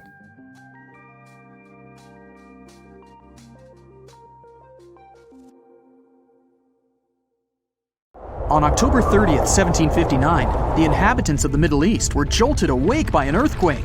Cracks appeared in the walls of their homes, roofs began to crumble. People ran out of their homes and gathered in open areas. But because of strong shocks, they kept losing their footing and falling. A month later, there was another earthquake, but it turned out to be even stronger. Trees broke, houses collapsed, deep cracks appeared in the ground. The disaster lasted for 2 minutes. Oases, roads, and cities were destroyed. Incredibly, Baalbek's ancient buildings withstood earthquakes. Some historians state that this majestic and mysterious place was built during the Roman Empire, but many researchers disagree. Whatever the truth is, the city is one of the main archaeological phenomena of humankind. The most amazing building of Baalbek is the Temple of Jupiter. The inhabitants of the Roman Empire believed that Jupiter held power over lightning and thunder. The building looked like a platform with 54 columns. A massive roof rested on these columns. Today, you can only see 6 70-foot-high columns. Each of them consists of 3 sections and resembles a pencil. The cores of these pencils were made of lead. This made the columns exceptionally strong. Each of these pieces of stone weighed an incredible 80 tons. That's the weight of 35 Ford Explorer SUVs. Look, this is the largest block in the Great Pyramid of Giza. But compared to the blocks from Baalbek, it doesn't even look that impressive. The foundation under the Temple of Jupiter was preserved. That's how specialists figured out it consisted of about 25 monolithic stones, weighing 450 tons each. It means that the blocks from Baalbek weigh almost 4 times more than the blocks from Egypt. There are 3 more enormous limestone blocks in the foundation. They weigh 800 tons each. This is more than twice the weight of a Boeing 747 plane. Ancient builders must have had a hard time carving such giants from a piece of stone. And after that, they also had to pull them to the construction site and lift them to a significant height. Repeating these logistics would probably turn out to be a nightmare for present-day builders. To do this amount of work, they would need modern equipment. But Baalbek's constructors didn't have trucks, cranes with circular saws, or electricity. How did the builders of the past manage to do this? Scientists have a theory that includes ropes, winches, and lever systems. Naturally, the engineers of the past made all the gadgets from wood. Around 3,000 feet away from the ruins of the temple complex, there's a quarry. Archaeologists suppose that's where the stones for the construction were cut. They found a block of limestone there. It seemed to be too large, even for this incredible place. The monolith got called the Stone of the South. It was 65 feet long and 13 feet wide. The ancient builders didn't have time to completely separate it from its mother rock. A group of scientists from Austria estimated that this piece of limestone weighed more than 1,000 tons. That's like 3 Boeing aircraft or 160 African elephants. There was another surprise awaiting the archaeologists near the Stone of the South. It was the second monolith that weighed more than 1,200 tons. But the ancient builders didn't stop at that. They continued to work. In 2014, in the same quarry, German archaeologists unearthed a block that weighed 1,650 tons. No one has figured out yet why people of the past needed a piece of stone that weighed as much as 125 school buses. It's also unclear how they were going to move this giant and why they didn't finish the job. In any case, this third monolith is the largest processed piece of stone in human history. There are more questions than answers. Some researchers believe that people of the past had high-tech equipment. Others don't think so, but are eager to understand how the builders managed to move those stones. There's a huge number of ancient buildings and artifacts on the planet. Lots of them make researchers scratch their heads. Near the Pyramid of Djoser in Egypt, archaeologists have found a network of tunnels. This place is called Serapeum. It contains 24 sarcophagi weighing from 70 to 100 tons. The giant boxes are carved from a single piece of granite and covered with heavy lids. The sarcophagi are perfectly symmetrical. To the touch, their walls are as smooth as glass. Even with the current level of technology, this is very difficult to do. But the ancient Egyptians managed this feat. The Lycurgus cup is a priceless artifact and example of ancient nanotechnology. It's made of glass that can change its color. If you put a source of light in front of the cup, it turns green. If the light is behind the goblet, it becomes deep red. In this case, the figure of Greek king Lycurgus turns pale purple. Scientists understood how this color change worked only at the end of the 20th century. Through microscopes, they saw nanoparticles of silver, gold, and copper. They had been added to the glass matrix. Thanks to this, you can observe a color change called dichroism. Interestingly, the gold and silver were grounded into a fine dust. It's almost impossible to do this by accident. Most likely, the ancient experts knew for sure what they were doing. Bolivia has a curious place called Puma Punku. It looks as if an ancient giant played there with an enormous construction set. And after the game, they forgot to put the pieces back into the box. But there are no giants, and the huge stone blocks were carved by ancient builders over 1,500 years ago. Some of the rocks weigh 100 tons. The blocks were brought to an altitude of almost 13,000 feet above sea level from the quarry 60 miles away from the construction site. There's no forest in that area. This means the builders couldn't use trees to make wooden rollers. The monument belongs to the Inca civilization. Scientists are sure they didn't know anything about wheels. In 1992, the inhabitants of a Chinese village decided to drain a pond. Their ancestors had been using it to wash clothes and catch fish for hundreds of years. They kept pumping the water out for 17 days. At the bottom of the reservoir, they made an unexpected discovery. The villagers saw an entrance to a cave going down to a depth of 100 feet. The incredible find was named the Longyu Caves. Unknown builders carved out 320,000 square feet of galleries. There are separate rooms, bridges, pools, and columns that support the ceiling. The walls of the cave are covered with strange carved lines and patterns.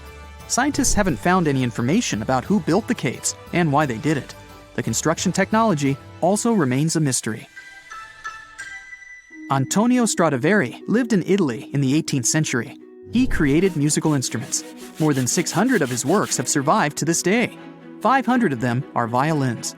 One of the instruments was sold at auction for $16 million. The violins made by this master sound clear and deep. Researchers can't understand why Stradivarius instruments produce such unique sounds. Perhaps it's all about the varnish the master used to cover the violins. The answer may also lie in the wood the instruments are made of. In those days, Europe had a cold climate. Because of this, the wood became denser, and the instruments made of it sounded especially pleasing to the ear. In the Indian city of Delhi, there's a 23-foot-high pole. It weighs 6.5 tons and is made of 98% wrought iron. The 1,600-year-old pillar has no signs of rust or decay.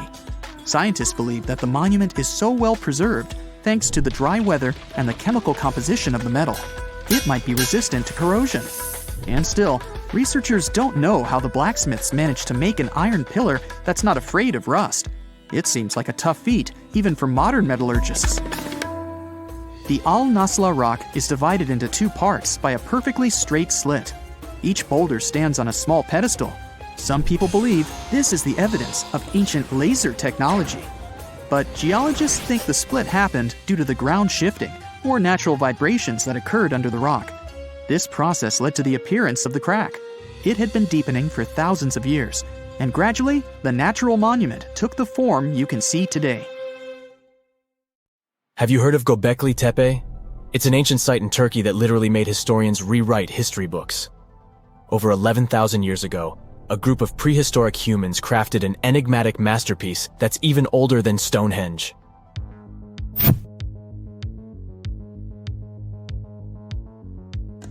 Before its discovery, archaeologists believed that people didn't know about iron and weren't good at making pottery. They were sure that settled life only emerged with the need for agriculture. But Göbekli Tepe changed this belief.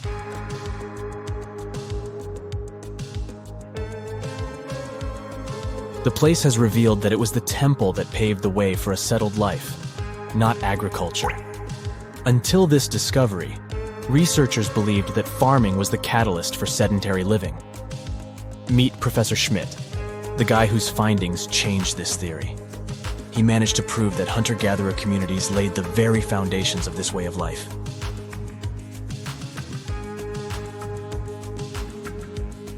Back in the 1960s, other archaeologists visited the area, but they totally missed the mark.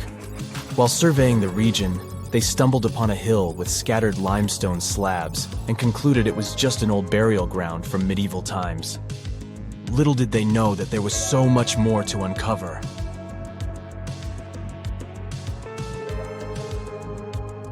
In 1994, Schmidt embarked on his own survey of prehistoric sites in the area. Surprise! He instantly realized he had discovered something truly extraordinary. Unlike the nearby flat and barren plateaus, Göbekli Tepe had a gently rounded top, rising 50 feet above the surrounding landscape. Funny enough, the translation of this place's name is Potbelly Hill. Schmidt was sure only humans could have made something like this.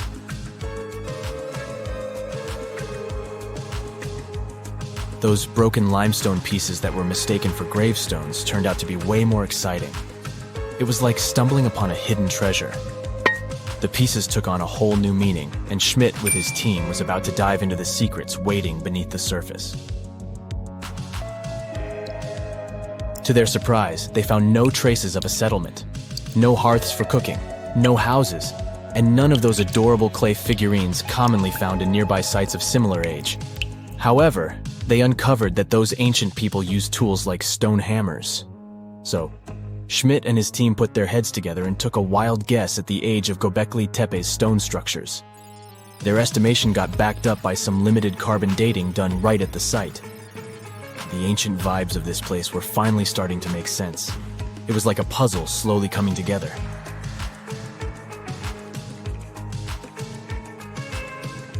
You may think that back then, people didn't have special tools to create something as cool as Göbekli Tepe. Not true. Turns out, these prehistoric folks used flint tools instead of fancy metal chisels. They were also skilled at chipping away softer limestone and crafting pillars right on the spot. Afterward, they carried the pillars a short distance to the summit and placed them upright. Once the stone rings were complete, they covered them with layers of dirt. Over time, they added new rings, and voila, you've got a cool hill to impress people in the future.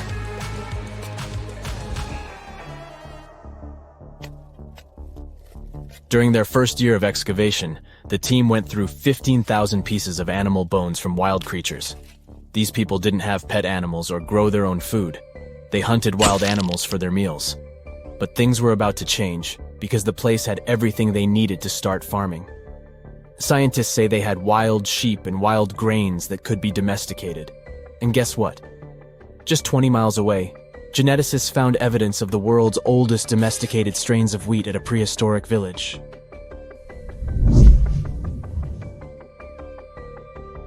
These amazing findings have completely changed how we view civilization. In the past, experts believed that people needed to learn how to farm and settle in one place before they could build temples and develop complex societies. But guess what? Schmidt's research flips that idea on its head.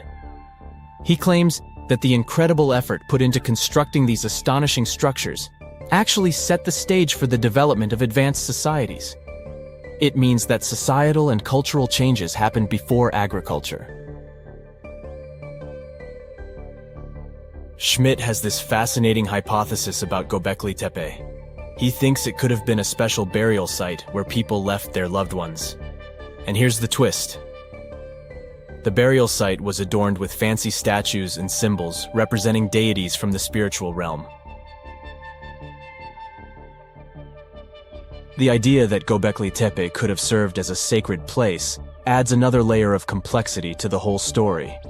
While the site's true purpose may remain elusive, Schmidt's insights invite us to consider the profound interplay between life and the afterlife, and the deep reverence ancient hunter-gatherer societies may have had for their departed ancestors. Now let's talk about the stars of the show, the mesmerizing T-shaped columns that dominate Göbekli Tepe. These mysterious structures range from 10 to 20 feet tall and most likely represent stylized human figures. But one figure stands out from the rest, the three-dimensional lion relief. This depiction really fires up our imagination. Why?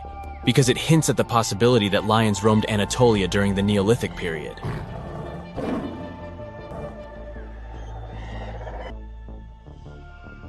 These standing stones are arranged in circles and placed in rectangular pits. Each circle has a similar setup. Two big T-shaped pillars in the center, surrounded by slightly smaller ones facing inward. Talk about a stylish arrangement. These towering pillars reach a whopping 16 feet and weigh between 7 and 10 tons. Some pillars are plain and simple, while others are like works of art with intricate carvings. Foxes, scorpions, and vultures come to life, crawling and twisting on the pillars' sides. But it's not just animals depicted on these stones. Some pillars have abstract shapes representing humans, and even small carvings of clothing items. Some of them even have belts. Now, there's one pillar that stands out from the rest like a rock star. This super old stone pillar suggests that a comet crashed into Earth. It happened during a chilly period that lasted about 1,000 years.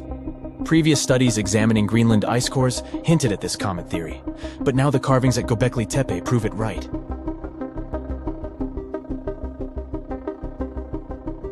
The carvings on the pillars are like a historical comic strip. They even show a headless human figure. Researchers fed the images into a computer and discovered their connections to constellations, indicating that this temple might have been an ancient observatory. It's like our ancestors were trying to document this cataclysmic event in their own unique way. Archaeologists have been excavating and researching Göbekli Tepe since the mid-1990s, peeling back layers of history and providing us with a deeper understanding of the intricate relationship between various elements. They have no plans to stop the whole process for another 150 years. Who knows what else they'll find? You see, Göbekli Tepe has been labeled purely as a ritual site with no signs of domestic activities. We were led to believe that the absence of water meant it couldn't support semi-sedentary communities. But scientists believe it's time to shake things up and approach Göbekli Tepe with fresh eyes. It's time to question what we believed before and use new evidence and different ways of thinking. Like, there There might have been a group of people living in the area who didn't stay in one place all the time. They moved around a bit but still had their own civilization, living in the area semi-sedentarily.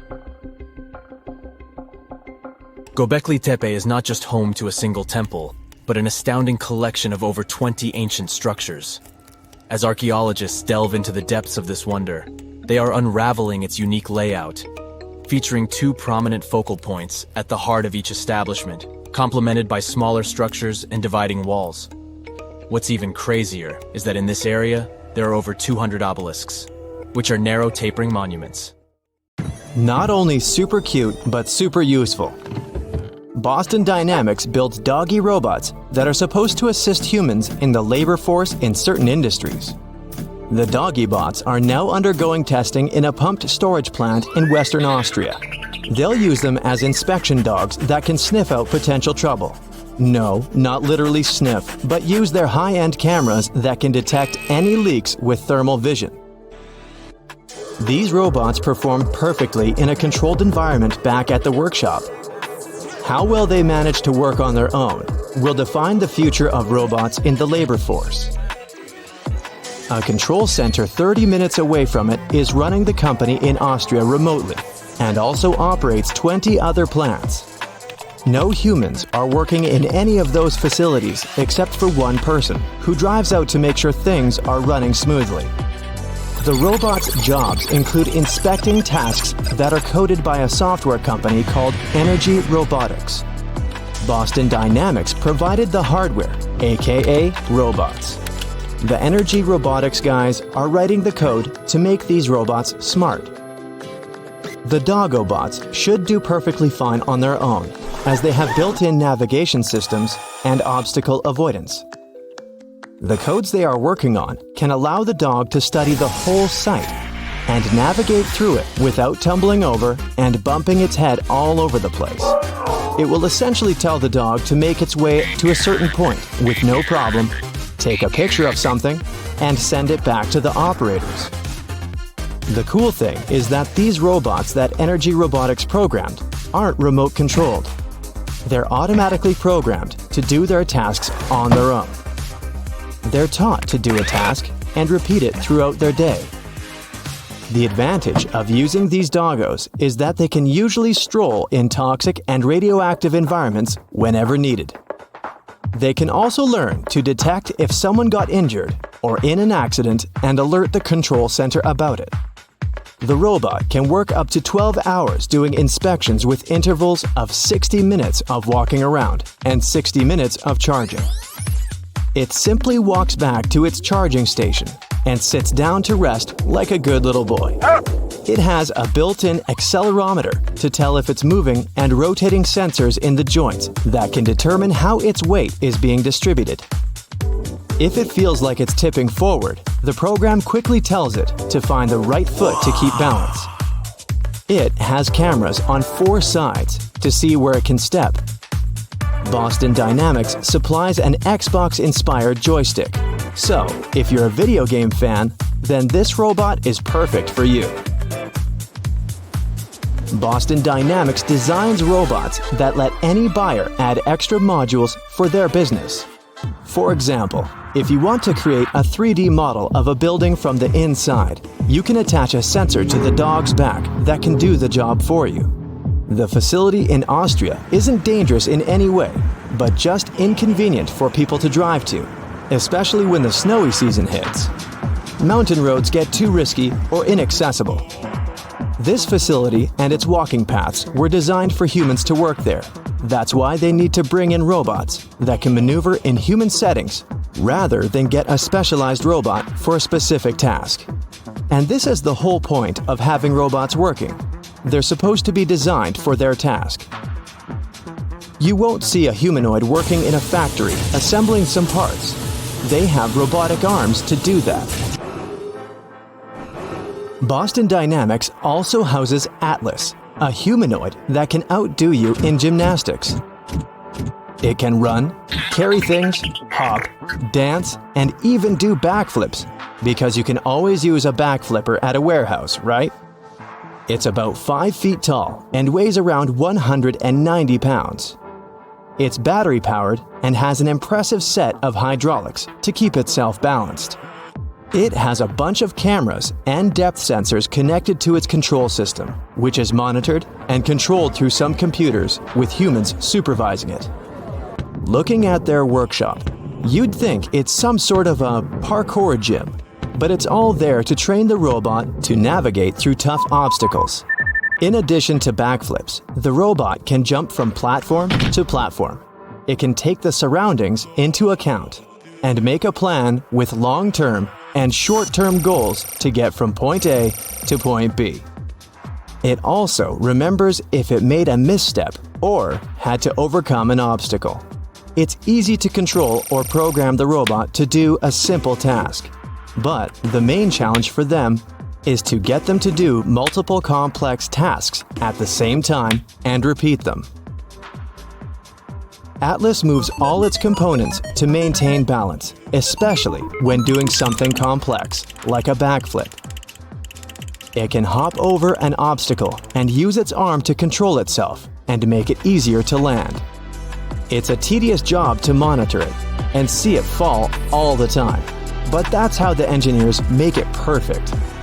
They also teach it to stand on its own when it falls down on its face. There's a team dedicated to building the software so that you can see what it can do via programming. The hardware team is responsible for creating upgrades for Atlas. The technicians debug and repair anything that breaks. The operations team repairs the obstacle course whenever a robot crashes into something, and also studies the layout for the robot to perform a demonstration or a run.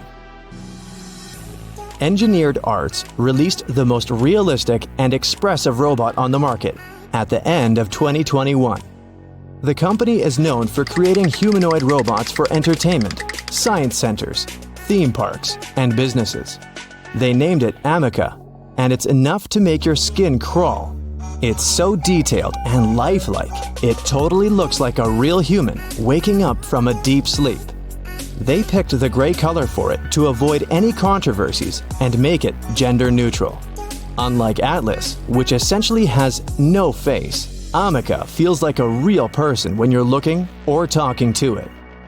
It has a variety of expressions that are eerily accurate to ours and doesn't rely on speech as its main strength. For the engineers and designers, the whole point of a humanoid is to make it run smoothly and avoid being too much like a robot. It means no talking in monotonous sentences about something banal. It doesn't walk yet, but it relies on a combination of AI and robotic engineering.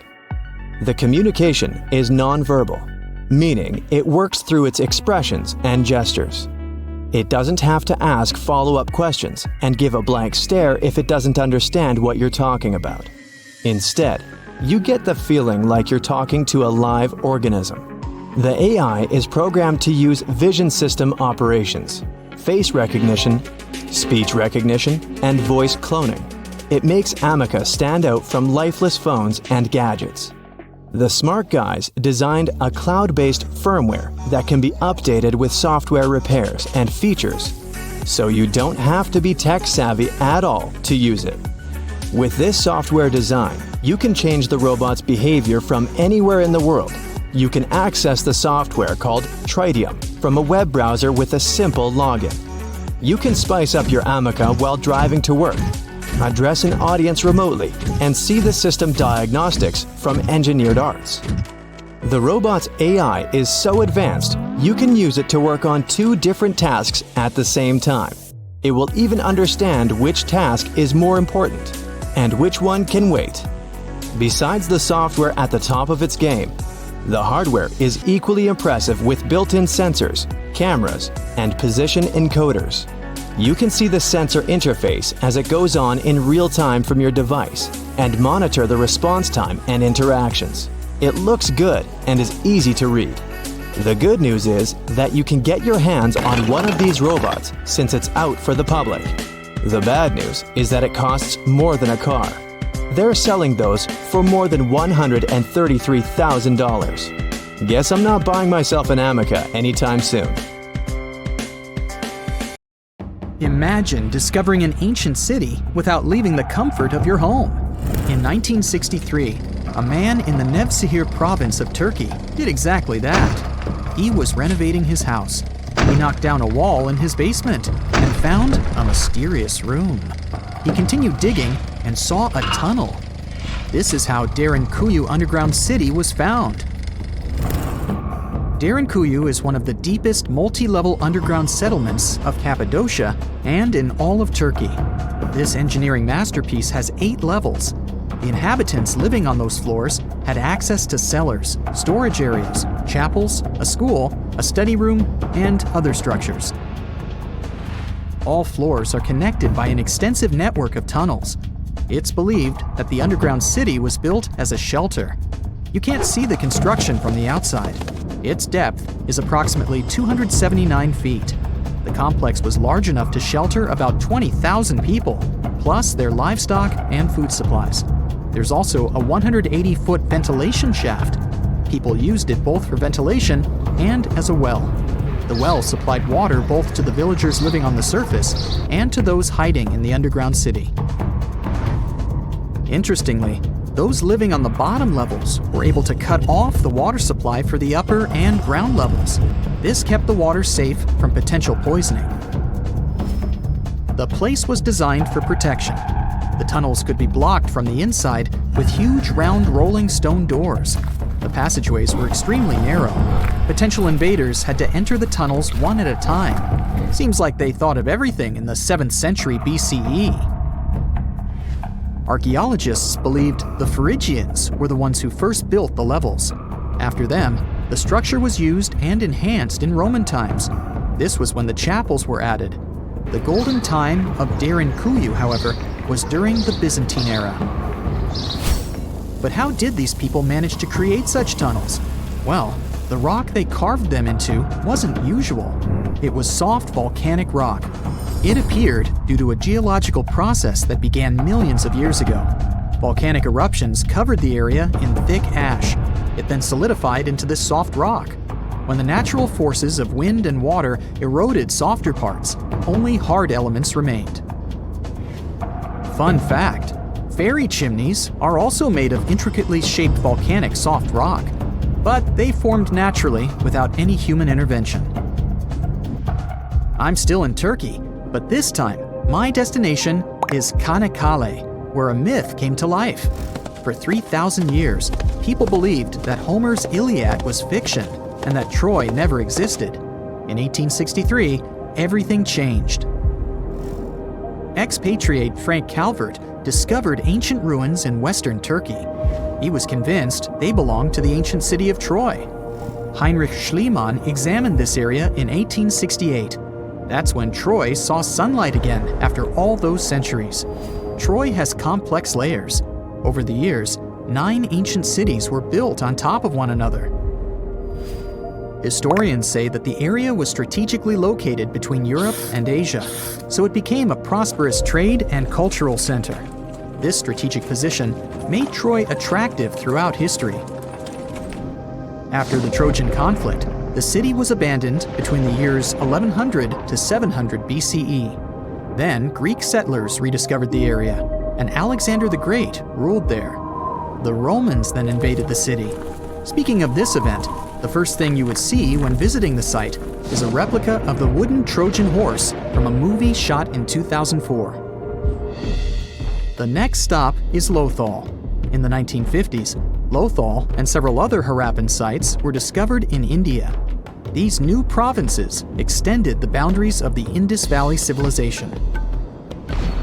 Lothal was an important part of the Harappan civilization. It had vast cotton and rice fields. Plus, it had a bead-making factory. Beads were made from semi-precious stones, like agate. Many of these beads were later found in Mesopotamia, which serves as evidence that Lothal was a thriving trading port. Archaeologists believe that the city was part of an ancient trade route. Traces of agriculture? Check. Traces of trade? Check. What else? The remains of residential buildings, streets, bathing pavements, and drains. Some real city planning, and impressive examples of early urbanization. The town was well constructed. There were modern houses. Some of them had 6 rooms, bathrooms, a large courtyard, and even a veranda. Lothal also had the world's oldest known dock. It linked the city with the Sabarmati River and the trade route. The ancient Mayan city of Calakmul is located in southern Mexico in the tropical forest of the Tierras Bajas. From 500 CE to 800 CE, Calakmul was home to over 50,000 people. There was a central plaza surrounded by outer districts. And if we count both the inhabitants of all those outer areas and those who lived in the center, Calakmul had a population of more than 1.5 million people.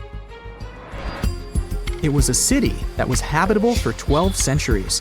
It's believed that the place had more constructions than any other excavated Maya settlements in the region. After 1000 CE, the Maya civilization there faced a downfall. The settlement that was once the center of Mesoamerica was almost completely abandoned. The ancient city was at the heart of the second largest tropical forest in America. The site is well preserved, so today, if you were to visit it, you would be able to picture what life looked like in ancient Mayan times. The city remains include architectural complexes and sculpted monuments, defensive systems, quarries, water management features, agricultural terraces, massive temple pyramids, and palaces, not to mention a variety of body ornaments and other accompanying objects. It proves that complex state-organized societies lived in this tropical forest. The Mayans depicted nature in their paintings, pottery, sculptures, rituals, and even food. I'm moving on to a place people thought didn't really exist. The city of Thonis Heracleion appeared only in a few inscriptions and ancient texts. Turns out, it was waiting to be discovered for thousands of years. Scientists searched the majority of the coast of Egypt. But then, archaeologist Frank Gaudio and his team detected a colossal face looking at them from under the water. The ancient city of Heracleion was discovered completely submerged 4 miles off Alexandria's coast. In the ruins of the lost city, there were 64 ships, 700 anchors, and a treasure trove of gold coins. Archaeologists consider a 16-foot tall statue and the temple remains the most important findings discovered by the expedition. Back then, the city had ceremonies and celebrations that took place in the Temple of Amun. The ruins and artifacts were made from granite and diorite, so they were in good condition even after having been in contact with water for centuries. They give people a glimpse into what life was like 2,300 years ago in one of the most important trade ports of the world. The city had a network of canals. You can think of it as an ancient Egyptian Venice. The canals linked many separate harbors and anchorages. Towers, temples, houses, and other structures were also linked by bridges. Thonis Heracleion was the country's main port for international trade and the collection of taxes. No one really knows how the city ended up submerged, but archaeologists connect it with natural causes. At the end of the 2nd century BCE, most probably after a flood, Heracleion got covered with water. Then, Alexandria, the city founded by Alexander the Great, became more glorious than Heracleion. Before Alexandria's fame, Heracleion was the main port of entry to Egypt. So, after the disaster, many ships heading for Heracleion had to change their route and go to Alexandria. Heracleion lost its glory until its rediscovery in 1933. Mesa Verde is an American national park in Colorado. The park is the largest archaeological preserve in the U.S., with more than 5,000 sites, including 600 cliff dwellings. Mesa Verde means green table in Spanish. The name comes from the shape of the mountains in the area, with flat tops and steep sides. The park is an ancestral Puebloan archaeological site. Starting from 7500 BCE, a group of nomadic Paleo-Indians seasonally lived in Mesa Verde. They were hunters, gatherers, and crop farmers. They built the first pueblos in the region. By the end of the 12th century, the Mesa Verdeans began constructing massive cliff dwellings, which are now the best-known structures in the park. Everyone loves a good landmark, the Roman Colosseum, the ancient city of Machu Picchu, the Giza pyramids. But have you ever wondered how it once looked? Way back in the days when they were built? Or even in the time they were covered in ivy and forgotten by humanity? Buckle up, because we're heading on a time travel adventure to the world's greatest archaeological sites. Our voyage begins in South America, deep inside the Peruvian mountains. Behold, the city of Machu Picchu. Machu Picchu is a monument to the ingenuity and power of the Inca civilization. During its prime, the Inca civilization stretched 2,500 miles along South America's coastline from modern-day Ecuador all the way down to Chile. And Machu Picchu was located at the heart and center of it. The historic site was constructed at around 7,000 feet above sea level, more or less around 1450 BCE. The gated city consisted of around 150 buildings made of stone. The Incas managed to build temples, houses, and even a complex aqueduct system to irrigate the entire town. And yes, they did all that without the help of wheels or any instrument made of iron. The housing model is somewhat similar to stone houses we see nowadays, with the difference that the Incas didn't use any cement to stick together the blocks of stone. Yet, they fit seamlessly on top of each other. Not only that, the Incas must have developed a rudimentary yet effective anti-earthquake technology, since in the event of a quake, the rocks would shake without falling out of place. If Machu Picchu had been built today, it would have cost over $70 million to finish the entire thing. The purpose of the site is still a mystery to many historians. Theories suggest that it could have been built as a ceremonial site, a safety base for the Inca people, or even a retreat for royalty.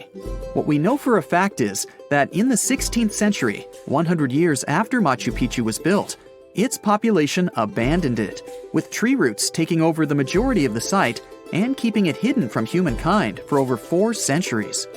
It wasn't until the 20th century that the world was reintroduced to Machu Picchu when a Peruvian farmer led Yale University professor Hiram Bingham III to visit the site.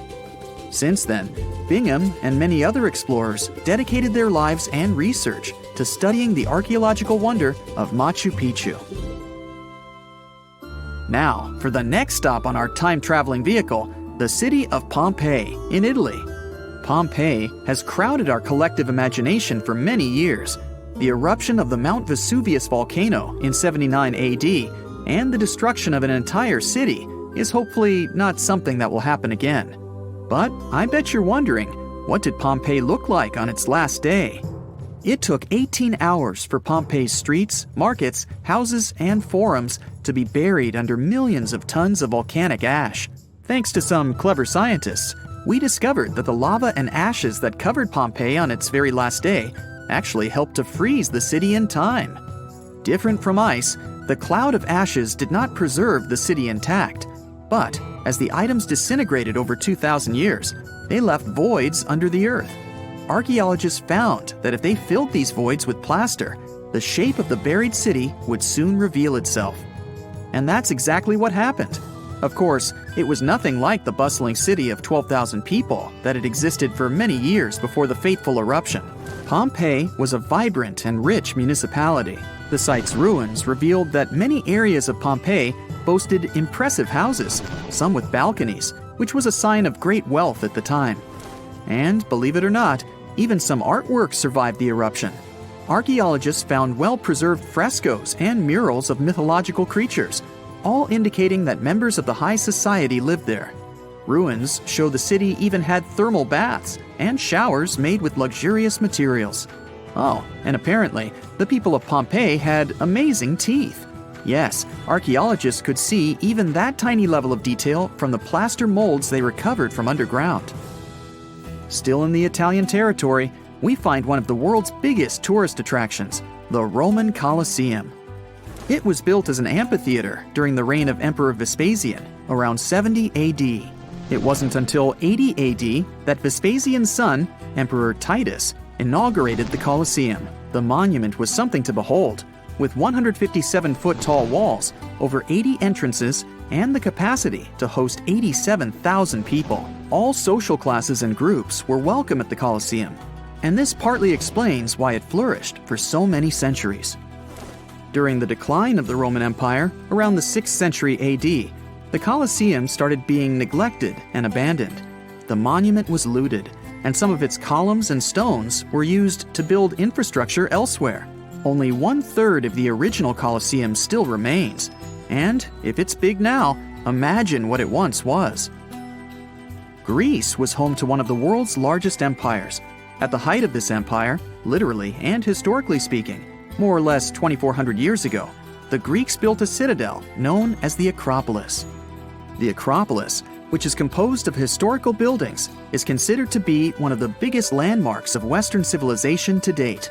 Tourists that visit the capital city of Athens today may be faced with yellowish and broken pillars of the Parthenon, standing way up high in one of the city's hills.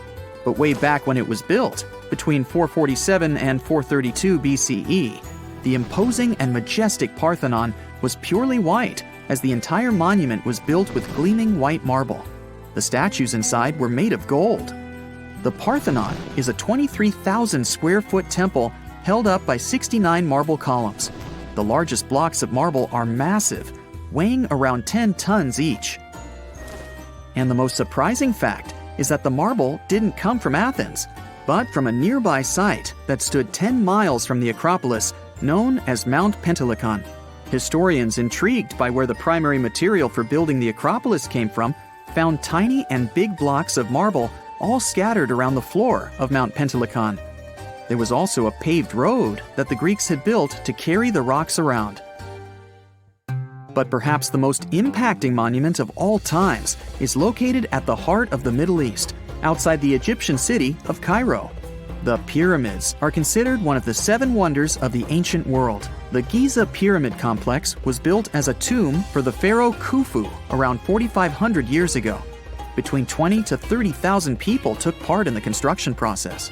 It's composed of 3 pyramids.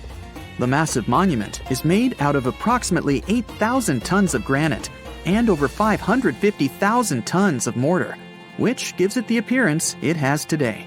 Would you believe me if I told you that the pyramids didn't always look like this? Far from it. They were shiny white with a golden triangular tip at the top. This is because the Egyptians used over 6 million tons of limestone to cover the entire rocky, step-like structure, all so that they could gleam white under the unforgiving sunlight of Egyptian skies. The Pyramid of Khufu remained the tallest structure on Earth made by humans for over 3,800 years. It was the only 8-sided pyramid in Egypt and was believed to align with Orion's belt. It's considered to be the most aligned construction facing north. In 1979, it was inscribed on the UNESCO World Heritage List. Let's head on down to the Indian city of Agra to quickly visit the Taj Mahal.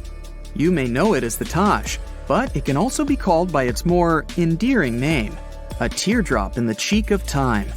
The Taj took over 22 years to build and was commissioned in 1632 by Mughal Emperor Shah Jahan as a declaration of love for his third and favorite wife, Mumtaz Mahal.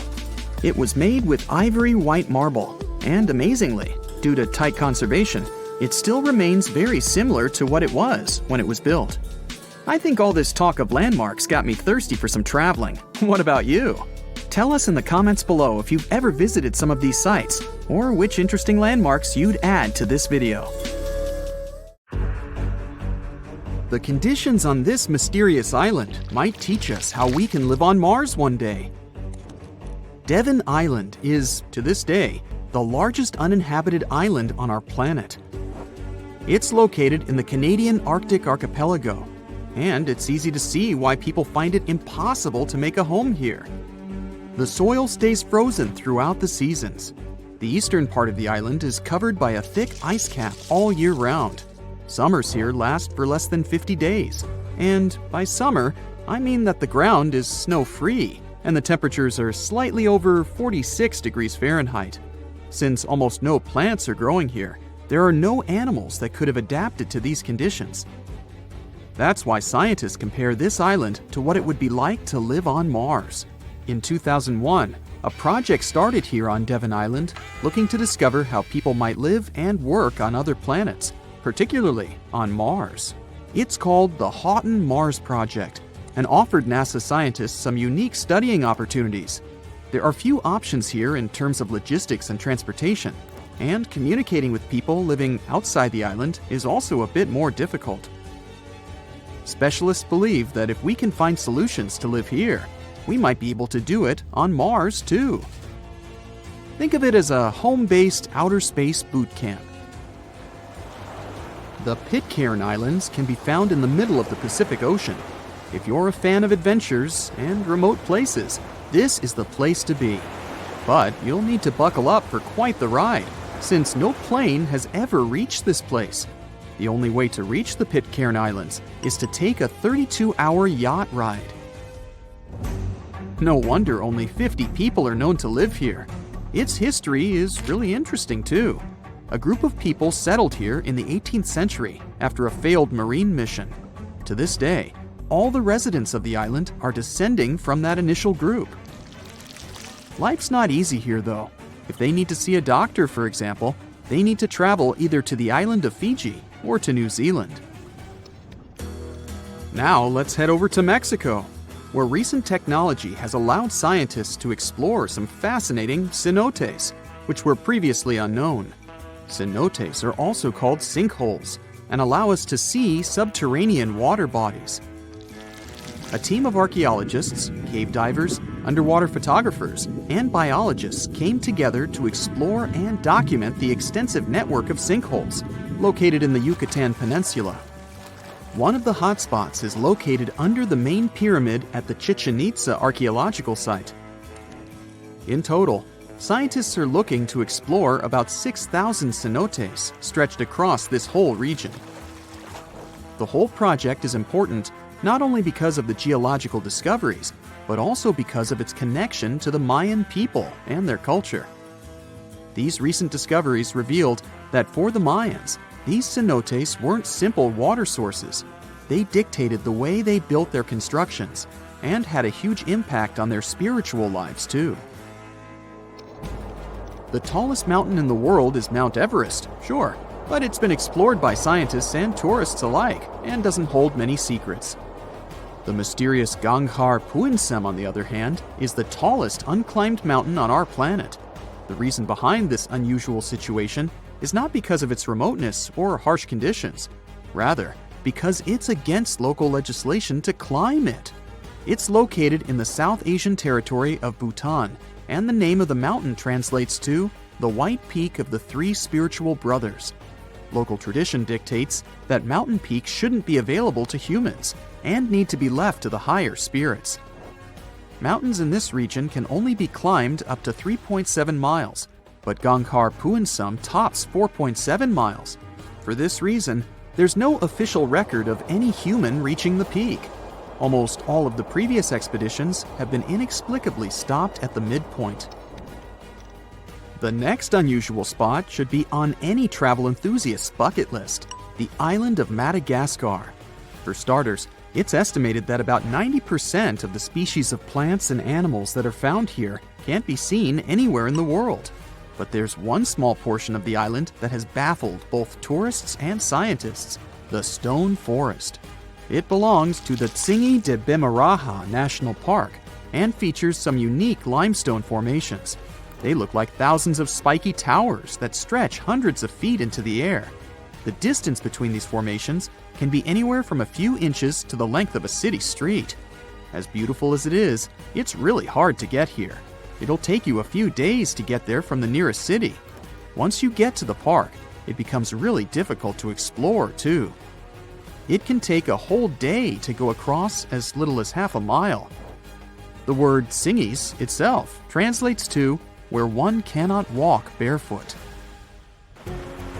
To visit the remotest village in the whole world, you'll need to prepare yourself for quite the journey. From the United States, for example, the easiest route involves a 15-hour flight to Cape Town, South Africa, followed by a 6-day boat ride to reach Tristan da Cunha. Or you could take a month-long cruise through the South Atlantic Ocean, whatever works better. Planning in advance is a must, since only 9 boat visits are made to the island yearly. It's just 7 miles long and right in the middle of the South Atlantic Ocean, stretching a mere 37.8 square miles. There are slightly over 200 residents, and they all farm for a living. They do have internet service, but it's really slow. The people living here speak a dialect of English that is used by the fewest number of people in the world.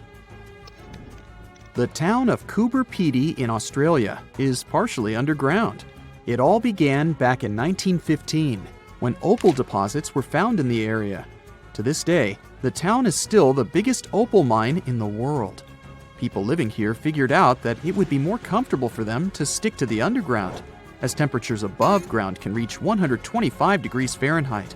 So, the establishment now has underground stores and galleries. Coober Pedy is also home to the world's first 4-star underground hotel. North Sentinel Island, located near India, is another pretty remote place. Not because of the time it takes to get there or the climate, but because it's home to the world's most mysterious tribe. The population living here is estimated to be between 50 to 400 people and isn't known to have any contact with the outer world. This is mostly because locals don't really enjoy visitors and tend to scare them away, even harming tourists. So, to protect them and their obvious wishes, the island is monitored by the local Indian authorities. It's believed the tribe's people don't have any immunity from modern diseases, so being in contact with foreign people might actually be fatal for the locals. On these French islands, there are no native inhabitants. The Kerguelen Islands are part of the Antarctic lands and are home to just scientists that visit on rotation. At any given time of the year, there are no more than 100 people here, and they're mostly engineers and researchers. There's no plane to get you to these islands, and few tourists are known to have visited them. The island is covered in glaciers, and the soil here isn't friendly to plants or animals. But if you're curious about what this place looks like, you'll need both the money and the time to complete the trip. You can only reach the island by ship, which reaches the shores of Kerguelen only 4 times a year. It isn't cheap to stay in these islands, and you definitely won't find 5-star hotels here. The trip departs from Réunion, and it takes about 28 days to reach the first island. Half of the time will be spent at sea, so be prepared to cover over 5,600 miles of the Indian Ocean. A remote survey vehicle, Okinos Explorer, found this mysterious golden orb in the Gulf of Alaska, about 2 miles deep underwater. No one can say what this thing is. It's a strange object just 4 inches wide, and it was firmly stuck to some rock. When you touch it, it's smooth, soft, feels like flesh. You can even see a hole in it, as if something escaped from there. But what? Divers brought the mysterious orb to the lab from the Pacific Ocean. They felt like in the beginning of a horror movie, almost as if you poked this thing, something would jump at you. This could happen if they had found it sooner. The hole in that orb means something alive tried to get inside or break out from inside, which is why scientists assume that this is an egg. We might have discovered a new species, or a new life stage of some species we already know. Some species do lay their eggs on the ocean floor, like squids. Although, if that's the case, then these animals might be gigantic, because that egg is huge. But maybe it's not an egg. Maybe it's a sponge. They found this thing surrounded by white coral, where sponges usually vibe. Just months before this discovery, scientists found more than 5,000 new marine species in a tiny space between Hawaii and Mexico. The Gulf of Alaska is home to 52 more species, with tons yet to be identified. So maybe it's just one of those sponges we haven't discovered yet. Or it might be a coral, or something entirely different. The only thing scientists know for sure is that the thing is a living organism. They're planning to move the orb to a more advanced lab to conduct DNA testing and reveal more about it. And it's not our first horrifying discovery from the oceans. In 2013, 2 rare locomotives were discovered under 90 feet of water off the coast of New Jersey. Scientists think that both of them were lost in the 1850s. For something that's been underwater for 160 years, they're in very good shape. even with layers of rust and barnacles.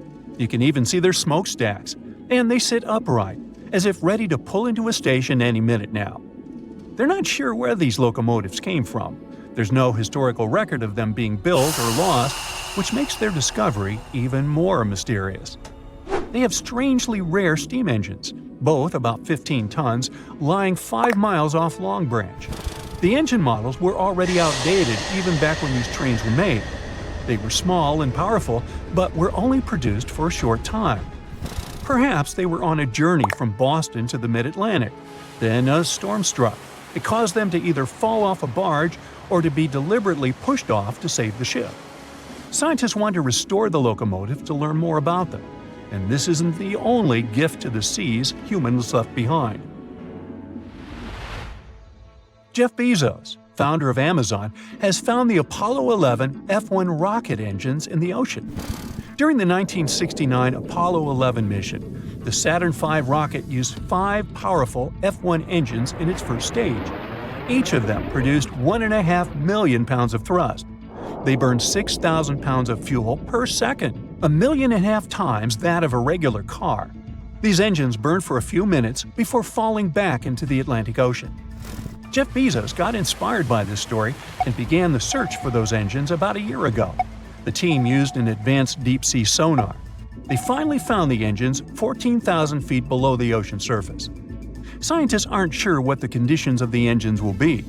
They did have a super-fast impact with the ocean after all, and then laying over 40 years in salt water. But they were built from very tough materials, so hopefully we'll be able to study them. Ideally, Bezos wants to recover them. They're still a NASA property, but he hopes to display them in museums like the Smithsonian or the Museum of Flight in Seattle. Can you imagine finding the famous yellow brick road from The Wizard of Oz at the bottom of the ocean? This thing looks like a man-made road, but believe it or not, it's a natural volcanic structure. Divers were exploring underwater volcanic mountains called seamounts in Hawaii. They wanted to investigate a split in the Seamount Trail.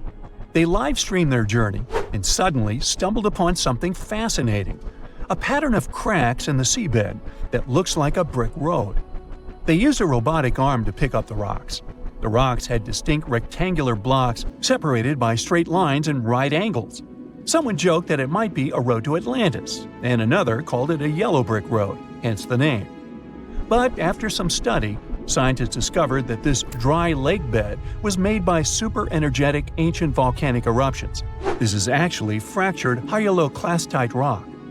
Since the volcanoes were going crazy, they heated up and cooled down repeatedly until they created this unique cobbled pattern.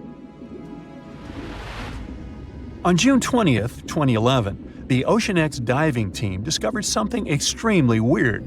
They were searching for treasure in the northern Baltic Sea in the Gulf of Bothnia. Instead, they found an anomaly. The thing, dubbed the Baltic Sea Anomaly, logically, looked very weird and unnatural. The anomaly is almost 200 feet wide. It looks like a mushroom, rising about 10 to 13 feet from the seabed. It also has a huge disc shape, twice the size of a football field.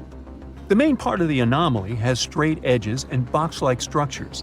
The top has cracks filled with some unknown black material, and it's not made of metal.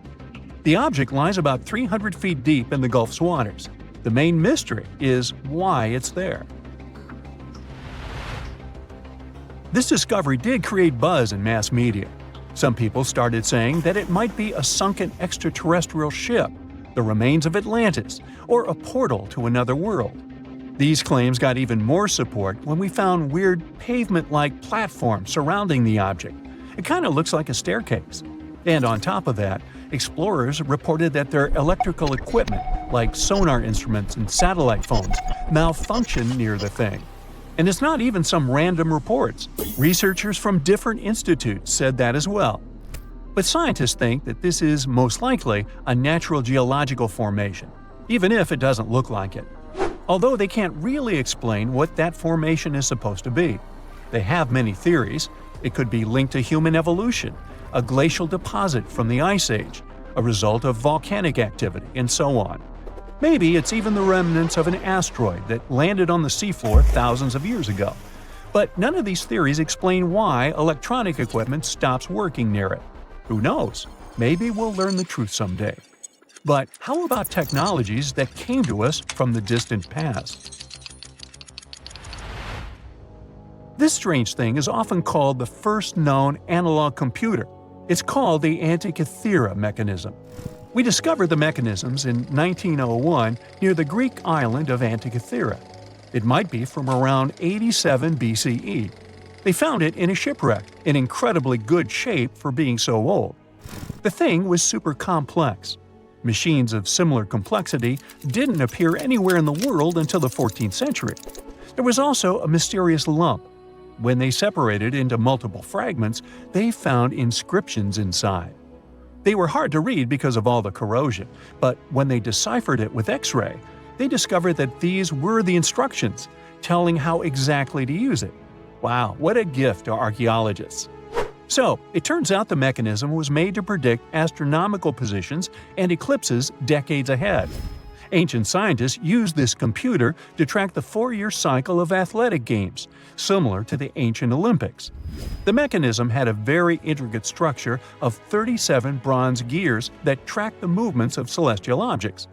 But at least here, we know that these things were made by humans, right?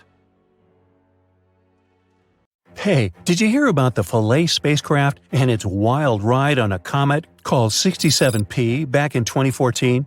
It was supposed to have a smooth landing, but things went haywire when parts of the device failed to fire and Philae bounced off the surface like a rubber ball.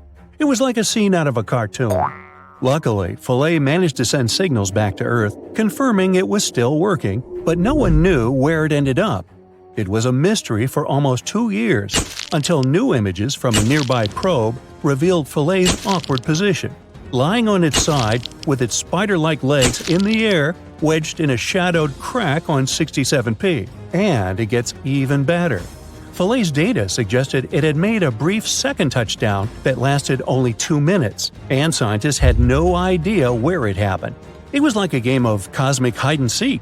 Yoo-hoo! One planetary scientist from the European Space Agency said that Philae left them with, quote, one final mystery waiting to be solved, end quote. The good news is that scientists were able to uncover Philae's second touchdown site and learn more about the surface of 67P. It turns out that when Philae bashed into the surface, it scraped away a layer of dust and debris about 10 inches deep on the surface of the comet, revealing its icy interior. The ice was so bright that the team could see it even in images taken almost 2 years after Philae's crash. It was like uncovering a secret treasure hidden deep in the comet's belly. And there's more.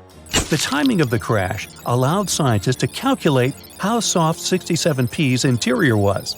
By analyzing data from a magnetometer within Philae, they noticed a significant spike right around the time of the second touchdown. The spike lasted for about 3 seconds, and the team concluded that the comet's interior was about as soft as freshly fallen snow. Imagine that, a comet with fluffier boulders than froth on a cappuccino. Now that planetary scientists have a better understanding of a comet's physical characteristics, they can plan for future missions with much more certainty. And that's where things get exciting. The hope for a future project named Ambition would be to return, for the first time, a cryogenically stored sample from a comet's interior to Earth.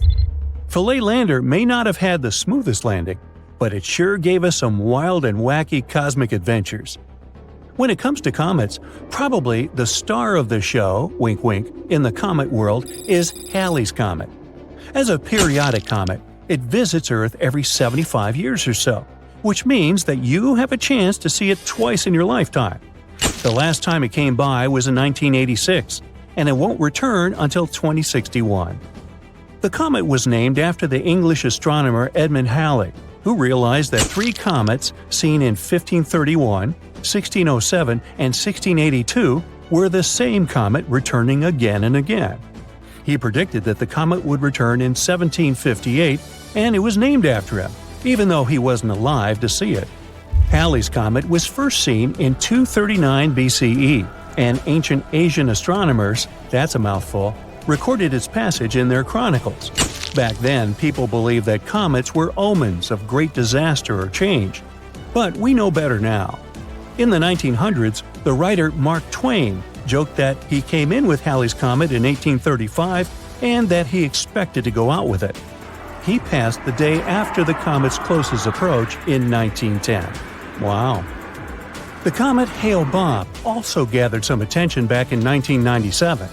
This comet was so bright that people could see it with their naked eye for about a year and a half, especially in the northern hemisphere. In fact, it was 1,000 times brighter than Halley's Comet.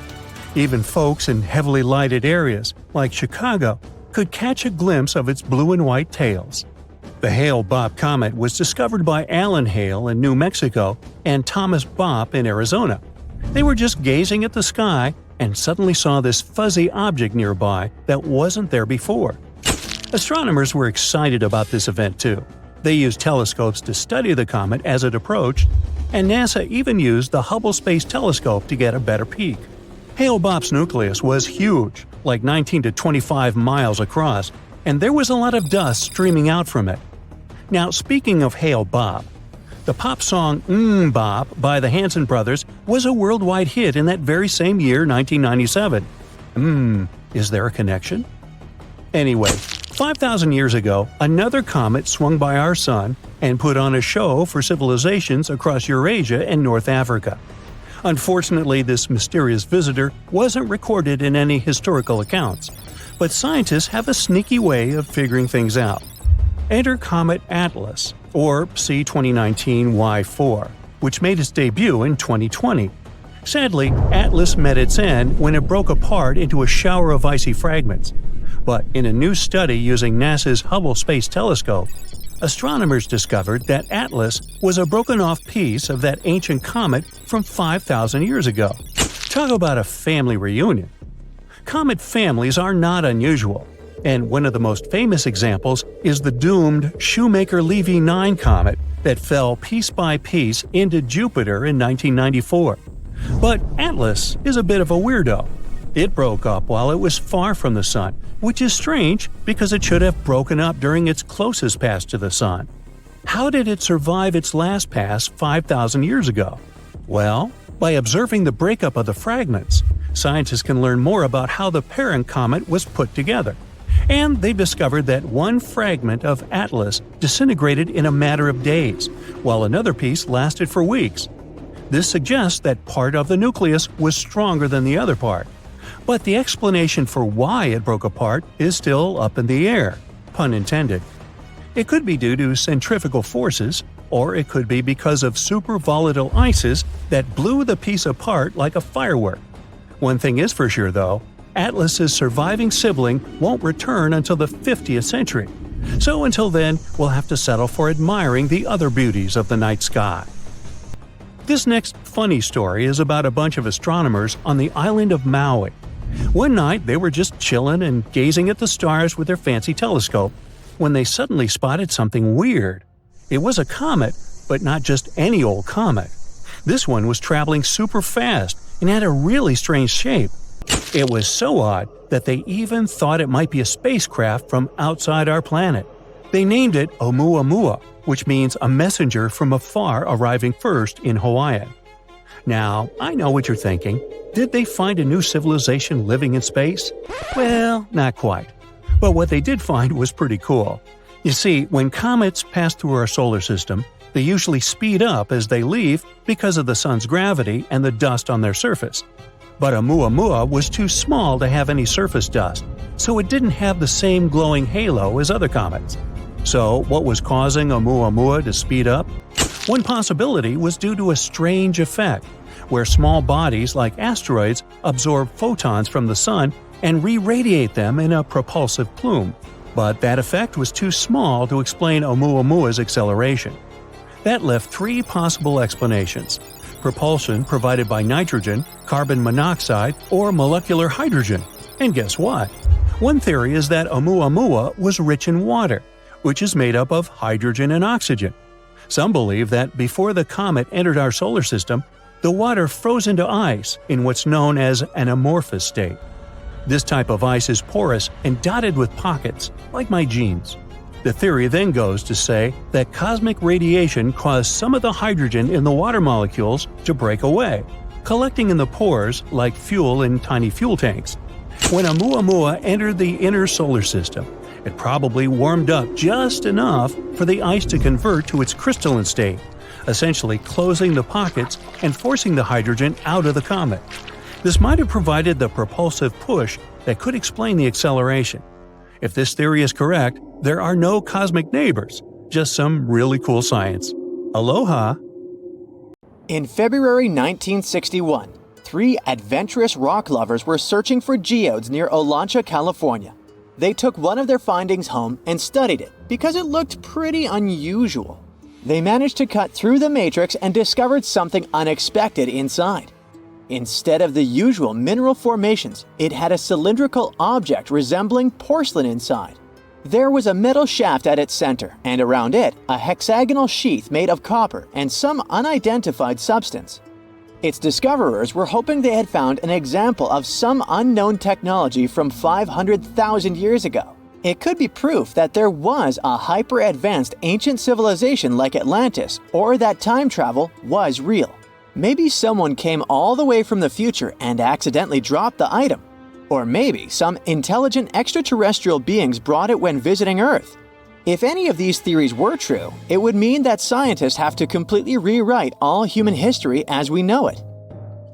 But not everyone shared the excitement, and truth seekers and alternative archaeology circles were trying to solve the mystery of the so-called Koso artifact until the late 90s with theories and debates. Then a group of skeptics took images and x-rays of the discovery and showed them to spark plug collectors. They have identified the artifact as a spark plug with corroded metal components from the 1920s and not ancient technology at all. Almost 20 years later, one of the co-discoverers of the artifact agreed to take it for inspection at the University of Washington. They officially confirmed it was a 1920s-era champion spark plug. And the stone matrix containing the artifact wasn't a geode, but a concretion. Those can form because of natural processes over decades or years, but not millennia. The Koso artifact is a good example of an out-of-place artifact, which is a thing in pseudo-archaeology.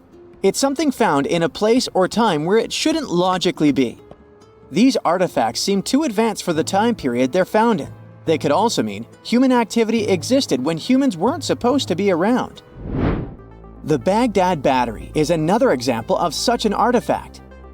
It was found in the 1930s by a German archaeologist and consists of a clay jar, a copper cylinder, and an iron rod going through the jar's stopper. Its top, which was broken off, probably had been sealed with asphalt. Its discoverer noticed that it had 2 different metals and possibly an electrolyte, which are key components of a battery. There are no ancient writings to support this theory, but when scientists ran tests and filled it with an ionic solution like vinegar or wine, it showed that it could conduct electricity. If it really was a battery from 2,000 years ago, it might have been used in ancient medical practices, or even embedded in statues to make it look like they were buzzing to impress people. Kionich, who found it, believed it was used for electroplating, a process for coating metals. Even if it was used as a battery, the Baghdad artifact could only produce a small amount of energy, around 1 volt of electricity. So, some people believe it was used as a storage container for sacred scrolls. Back in the 1930s, a couple stumbled upon something strange while walking along Red Creek in London, Texas. It was a piece of wood sticking out of what looked like an ancient rock formation. Around a decade later, their son, who was really curious to find out its secret, decided to crack open the rock and found a surprisingly modern hammer inside. This discovery caught the attention of Carl Bau, a young Earth creationist who claimed the rock surrounding the hammer dated back to the Cretaceous period. He saw it as evidence against evolutionary theory. After some investigation, scientists proved that the rock was not as ancient as it seemed. Geological processes have just encased the modern hammer over time, so it wasn't evidence of humans coexisting with dinosaurs like the Flintstones, as some hoped. It was just a case of a miner dropping his hammer centuries ago and nature doing its thing. A Chinese archaeologist supposedly stumbled upon some caves that seemed to serve as a burial ground for small beings with big, oval heads. Alongside these remains, there was rock art depicting figures with round helmets, the sun, the moon, the earth, and stars connected by groups of pea-sized dots. They also found over 700 mysterious stone discs etched with spiral grooves. Things got even weirder when these discs were sent to a Chinese professor who claimed the grooves were actually written characters. According to his translation, the discs told the tale of Dropa visitors from another planet who had crashed their spaceship on Earth about 12,000 years ago and had tried to live among us until they were hunted down by locals. But there's no concrete evidence that any of this actually happened. The story was first published back in the 1960s in a couple of articles, but it all seemed a bit fishy. None of the people involved, the archaeologist, the professor, or even the university they supposedly worked at, seemed to have left any trace in the records. And while there is a group in Tibet called the Dropka, they're fully human, not extraterrestrial visitors, and there's no solid proof that the Dropa stones exist at all. In a remote part of China, there are some bizarre pipe-like formations known as the Beigan pipes. A local explorer found them back in 1996, protruding from Mount Beigan and along the shores of Tosan Lake nearby. Some people thought they were the work of ancient guests from other planets. When samples of the pipe material were tested, they contained mostly common minerals, but there was a mysterious 8% of unknown stuff. Special testing revealed that these pipes had been there before humans. Chinese geologists later visited the site and suggested that these pipes were formed naturally over time. It could be sediment piling up in the fissures in the earth, or even fossilized tree roots from the area's lush past, but it's not certain. There's a mysterious terracotta head in Mexico with a hard-to-pronounce name, discovered back in the 1930s during a burial excavation. This head looked a lot like fancy Roman statues, so it wasn't clear what it was doing in Mexico. For some reason, the discoverer kept it secret for several decades. The head was found in a pyramid with 3 floors about 40 miles from Mexico City, alongside gold, copper, and pottery. Some argue that if this head really is many centuries old, it could mean the Romans or some other civilization had made it to Mesoamerica before Columbus did. There are also drift voyage theories mentioning a shipwreck after which some artifacts and survivors made it ashore. Some suggest that this figurine head was a little souvenir brought over by the Vikings. But there's no solid archaeological proof of the Vikings meeting the folks in Mesoamerica. There are some artifacts floating around, but none of them have been stamped as undeniable evidence of pre-Columbian contact, so the mystery of how this head ended up where it did remains unsolved.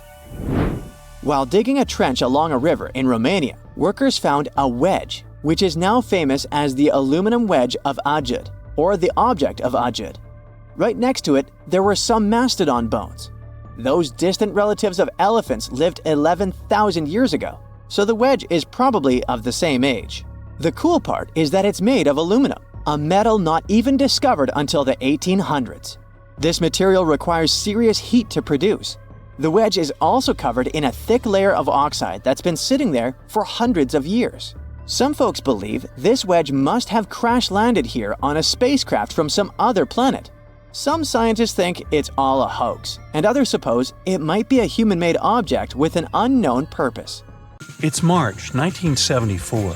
The Betts family, Jerry Antoine, and their son Terry, are walking through the woods at their estate on Fort George Island.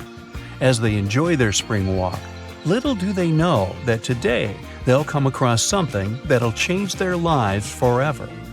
As Terry walks ahead, he can feel something pulling him towards an unknown object. Unsure of what to make of this feeling, but curious to pursue whatever's calling to him. "Terry, where are you going?" his mother calls out, but he ignores her and frantically tries to find this unknown thing. He wants it, he needs it, and then he can see something. A shiny silver sphere, the size of a bowling ball, nestling among the grass. As Terry approaches it, he notices it's eerily untouched, with no damage or dirt on it. Terry picks it up. It's heavy, but he holds it tight. "Always finding junk where you go," his father laughs. Terry was always collecting strange metallic objects. He found them fascinating. "It's just a souvenir, that's all." The three of them look at the ball, all intrigued by the perfect shiny sphere. As they walk back home, they excitedly discuss its possible origins, fantasizing the possibilities that maybe it's a cannonball used by conquistadors, or that it could have fallen from a NASA satellite in orbit. They arrive home, and Terry places the mysterious ball on a windowsill in his room, next to many of his other exhibits, and it sits there for now. 2 weeks pass, and Terry has a friend over. They hang out and take turns playing the guitar. Terry strikes a chord, and a vibration occurs that comes from the windowsill. The boys sit silently, spooked by the unknown sound. They look around to find where it came from. "It's probably just a possum," Terry says calmly. But as he raises his pick, he looks towards the sphere suspiciously. As he strikes another chord, he sees the sphere vibrate, and this time, it's also emitting a humming sound. Terry puts down the guitar and approaches the ball, and as he reaches toward it, the sound slowly fades. Startled, he stands in silence before calling out to his dad. Terry explains the strange phenomenon to his father. Antoine looks at it closely, then holds it up to his ear. As he shakes it vigorously, he can feel something inside the ball moving. Shocked, he places it down on a table. Once placed, it begins to roll, moving towards one edge of the table, then circling around, moving corner to corner in a rectangle, endlessly searching for something, possibly an exit, until finally it rolls back to the middle, becoming motionless once more. They all look at the ball, puzzled by the display, and Antoine places the ball on the floor. As soon as it touches the surface, it quickly rolls toward the door. This time, it's clear the sphere wants to make an escape. The thing is too valuable to lose, and Terry quickly chases after it. He grabs it before it leaves the house. He places the ball somewhere safe inside a box, incapable of another escape attempt. Over the following days, Terry took it upon himself to make his own experiments. He found that when within the sunlight, it appeared to be more active.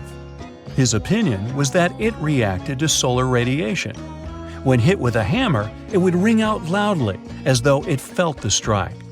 Strange things also occurred in the Betts family home.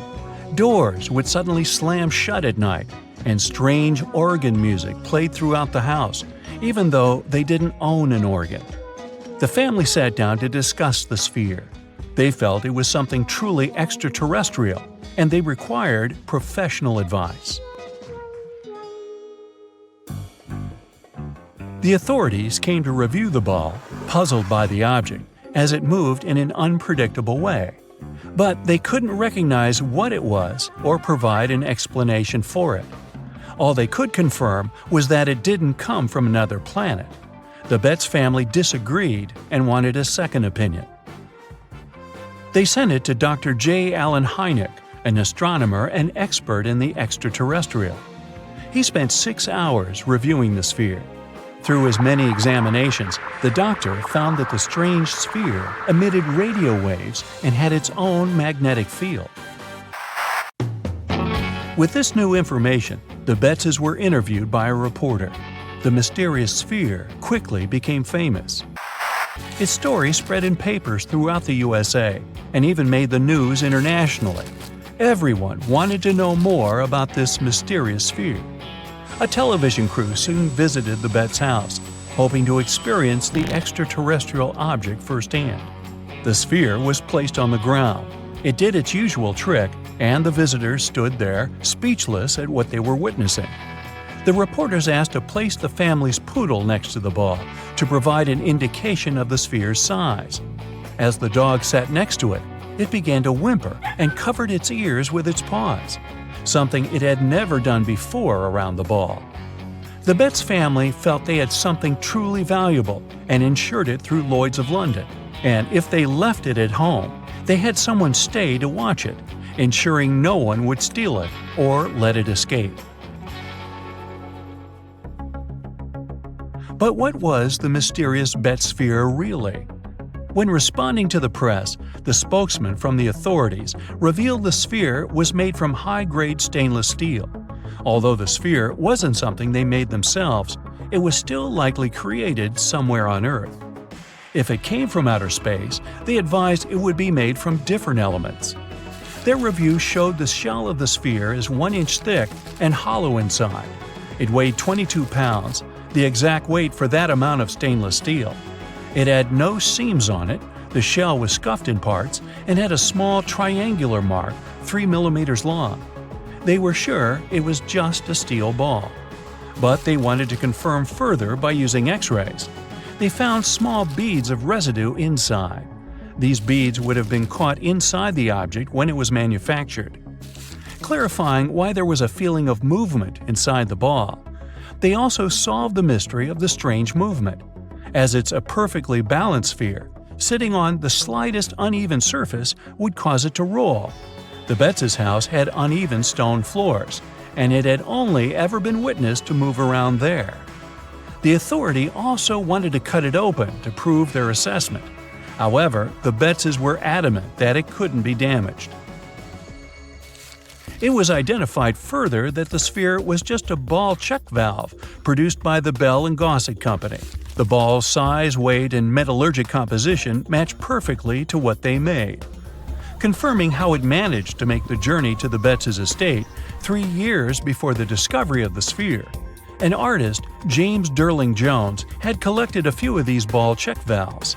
He liked to use them in his sculptures. With no room inside of his bust, he put them on the top of the roof rack. His journey took him past the Betts' estate, and along the way, a few of these balls happened to roll off and were lost, at least until Terry came along one fine spring day. But what about the radio waves and odd magnetic properties confirmed by Dr. Hynek? Well, although Antoine claimed that's what was found, it was never confirmed to be true with the doctor. The 1970s were a heyday for all things out of our planet, and anything related would gain popularity immediately. The authorities only enhanced this by providing monetary rewards for supporting evidence. Finding something extraterrestrial could have been just a ploy by the Betts' for a cash reward. Titanic sank on April 14, 1912, and all of the passengers' belongings and ship's paraphernalia went down into the deep, dark waters with it. These objects patiently waited to be discovered until 1985. Titanic sank fast, and there seemed to be almost nothing left from the ship. Yet divers in small submarines managed to retrieve plenty of artifacts from the wreckage. If you wonder what those surprising items look like, hey, join me. A number of museums have collections of Titanic items rescued by divers or donated by survivors and their relatives. And some of those items are even sold at auction. So if you're ready to spend a pretty penny on an exclusive artifact, hey, why not? The first artifact on my list is a pocket watch belonging to a Titanic passenger, John Chapman. John and his wife Elizabeth were on their honeymoon. When the ship hit the iceberg, Elizabeth was offered a seat on a lifeboat next to her friend Emily Richards. There was a problem, though. Mr. Chapman couldn't enter the lifeboat.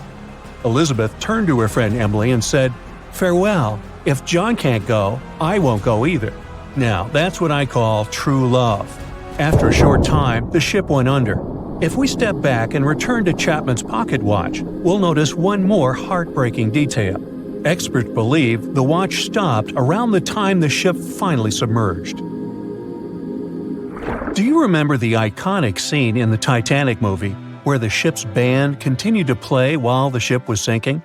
The violin, played by the real musician, was sold in an auction for $1.7 million in 2013. They say the band played Nearer My God to Thee as the ocean liner sank. Since we started talking about the band, we might as well shed light on a piece of music found on the ship. It was the song "Put Your Arms Around Me, Honey."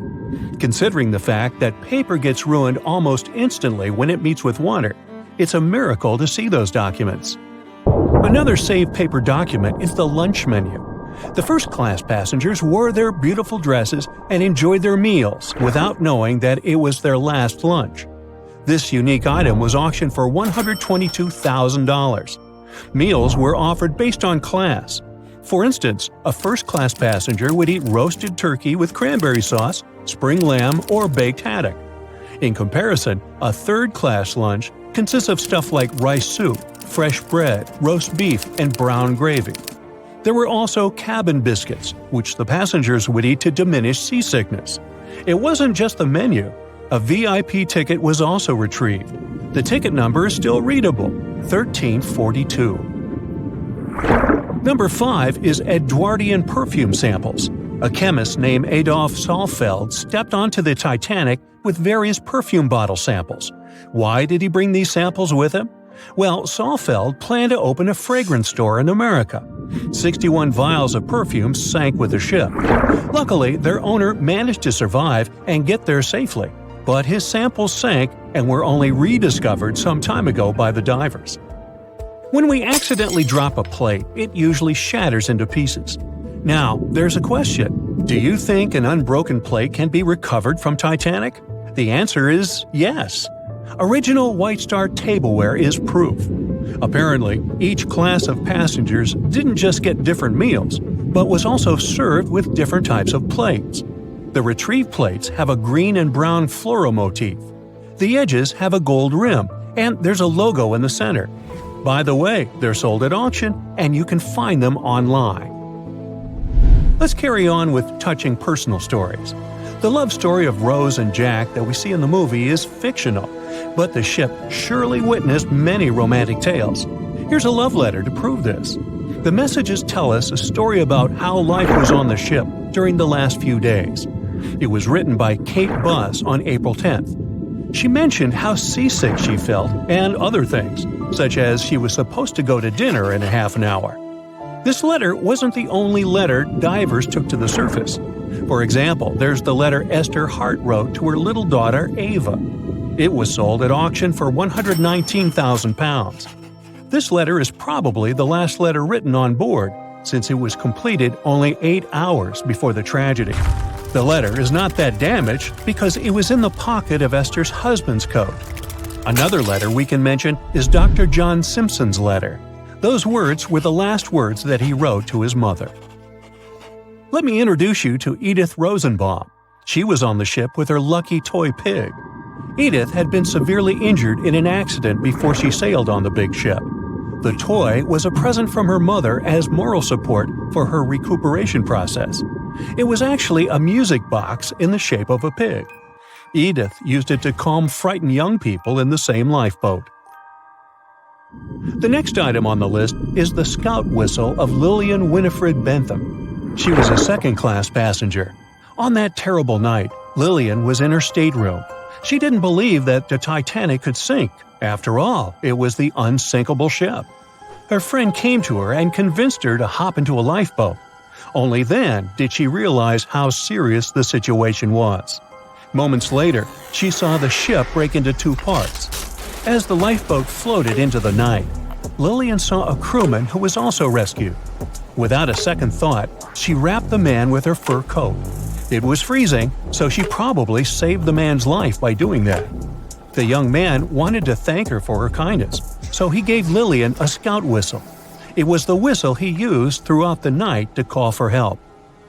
This pair of white gloves is one of the rarest artifacts recovered from Titanic. These cotton gloves belong to a gentleman. The owner's identity is unknown. Fabric can't last underwater for decades, but these gloves look fine, and you can still see the fine detailing and elegance. An alarm bell has also been found. Yes, that's the famous bell, the one that rang to warn people about the iceberg. Frederick Fleet and Reginald Lee were on lookout duty the night of the accident. Both of them survived. Fleet was the one who saw the iceberg before the ship struck it. What's ironic is that Fleet and Lee didn't have access to binoculars. They were stored in a locker in the crow's nest, but the key to the locker was in the pocket of a crew member who was reassigned to another ship at the last minute and didn't leave the key. They could have seen the iceberg sooner if they had had pairs of binoculars. If they had had it, the Titanic could have gotten out of the way. Divers discovered not just belongings of passengers or the crew, but also pieces belonging to the ship itself. Our next artifact is the Grand Staircase. Some parts of this iconic structure are recovered from the wreck. Turns out that this staircase became a meeting spot among first-class passengers. If they wanted to visit the Turkish baths for a spa day or eat dinner, they met at the staircase and went together. This staircase was a sign of how luxurious some parts of Titanic were. Another miraculously saved object that belongs to the ship is its plan. It was one of the most expensive artifacts sold at auction. The plan is around 30 feet wide. What else? The logometer was also discovered. It's a device used to check the sailing speed of the ship and the distance it covers. The experts say that from the start at noon on April 14th, the device logged 268 nautical miles. And there's more.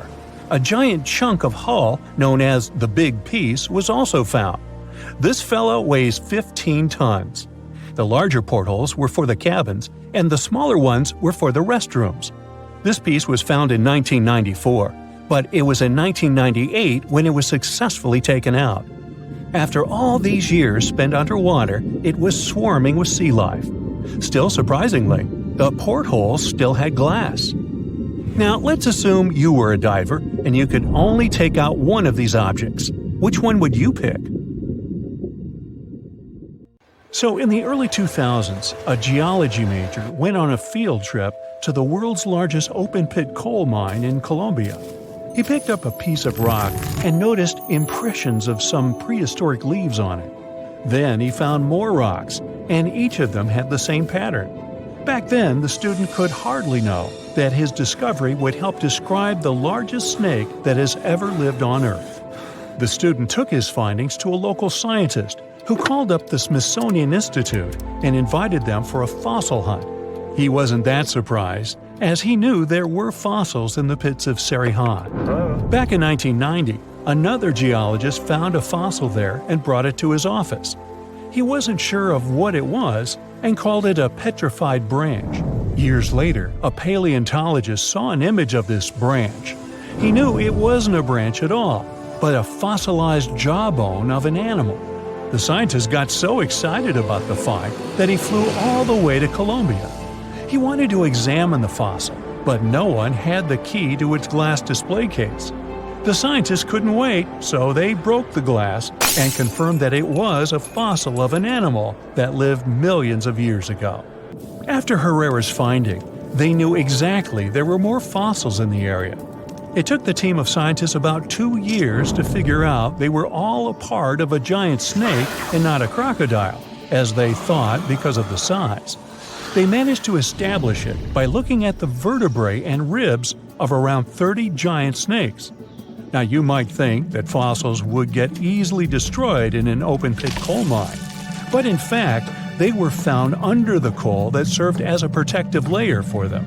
Sadly, the scientists couldn't find the Titanoboa's skull. Unlike jaws, which are extremely powerful thanks to their muscles, snake bones are pretty fragile. That's why they usually crumble long before the sediment can appear over them. But still, the researchers managed to find 3 skull fragments. Thanks to this discovery, they've made a full-scale replica of the snake's head, which supported the theory that it used to be one of the largest predators of its time. If you're starting to freak out, don't worry, so am I. They also established it was related to modern boas and anacondas. That's how Titanoboa got its name. It's basically a titanic boa. The huge snake was officially described in 2009. Titanoboa was thriving around 60 million years ago, 6 million years after the Tyrannosaurus rex roamed the planet. Back then, it enjoyed the climate of the area in South America, which is now Colombia and Peru. It got almost as long as a bowling lane, 50 feet, or twice as long as the biggest snake living today. It was as heavy as 4 giant anacondas. It got this long and this heavy thanks to a lucky coincidence. Snakes are cold-blooded animals, so they need a warm climate to live and grow in. Northeastern Colombia was perfect. It was about 90 degrees Fahrenheit when Titanoboa was alive. Titanoboa wasn't that fast, especially on land, but it most likely spent much time in or near the water. Our hero could swim at a speed of up to 12 miles per hour. Like present-day snakes, it could wriggle around and change direction really quickly. Scientists still aren't sure if it could climb trees. Paleontologists believe that Titanoboa had brownish or grayish skin. It was the perfect color for the serpent to hide in the muddy rivers of the tropical rainforests. But then again, I don't see why it would have to hide from anyone, given its size. The largest snake ever wasn't venomous, but it didn't stop it from hunting any animal it wanted. And although it could choose pretty much anything, its favorite meal was most likely fish. Whew. Scientists decided so based on the snake's palate and the number and type of its teeth. You can't recreate the giant's diet today, as all of those fish types are also extinct. When it wanted to spice up its menu, Titanoboa dined on other reptiles. It sneaked up on its prey and got them down with one quick strike. Its bite had a very special design. The structure of its jaws let Titanoboa clamp down on the body of its prey, so there was no escape. Titanoboa also had a mean set of thin and pointed teeth. They bent inwards in the snake's jaw like fishing hooks. This little feature helped Titanoboa get a grip on its prey and prevent the slightest chance of its running or swimming away.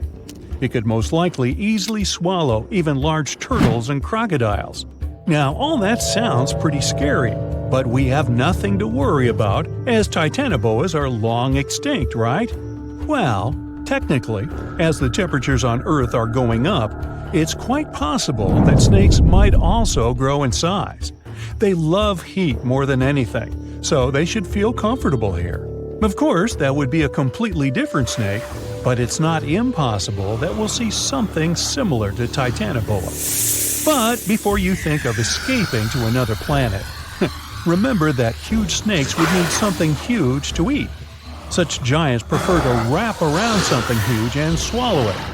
Most people would be simply too small for them. So unless the huge snake was starving, I don't think it'd waste its energy on attacking anything too little. Plus, like any other snake, Titanoboa had a sharp and delicate sense of smell, needing exceptional conditions, and was sensitive to vibrations. A little too smelly, too noisy, too cold, too dry, or too wet, and the snake wouldn't go near this place unless absolutely desperate. So, if you live in a big city, your chances of meeting a huge snake like Titanoboa are about zero. Rural areas are something different, but the only place where the giant serpent would consider living would be near the equator. We already have some pretty giant snakes in the warmest regions of the world. Amethystine python, or less poetically, scrub python, is a gentle giant. It's the largest snake in Papua New Guinea in Australia. It can grow to the enormous size of 28 feet and weigh up to 77 pounds, which is about as heavy as a Dalmatian. Scrub pythons are pretty curious, sometimes slithering inside people's homes in Australia, but they're mostly harmless to humans. Their favorite food is rodents, bats, and birds that come to streams for water. Until then, pythons quietly lie in wait. They have heat sensors in the pit of their muzzles. They help the pythons better see warm-blooded animals they can have for dinner. The African rock python is one of only 11 living species of its kind. It's currently the second largest snake on the planet. This huge brown snake reaches lengths up to 20 feet and weighs about half as much as the giant panda.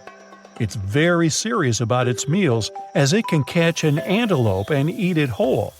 Even the cold-blooded crocodiles are afraid of this beast because it can easily eat one of their kind too.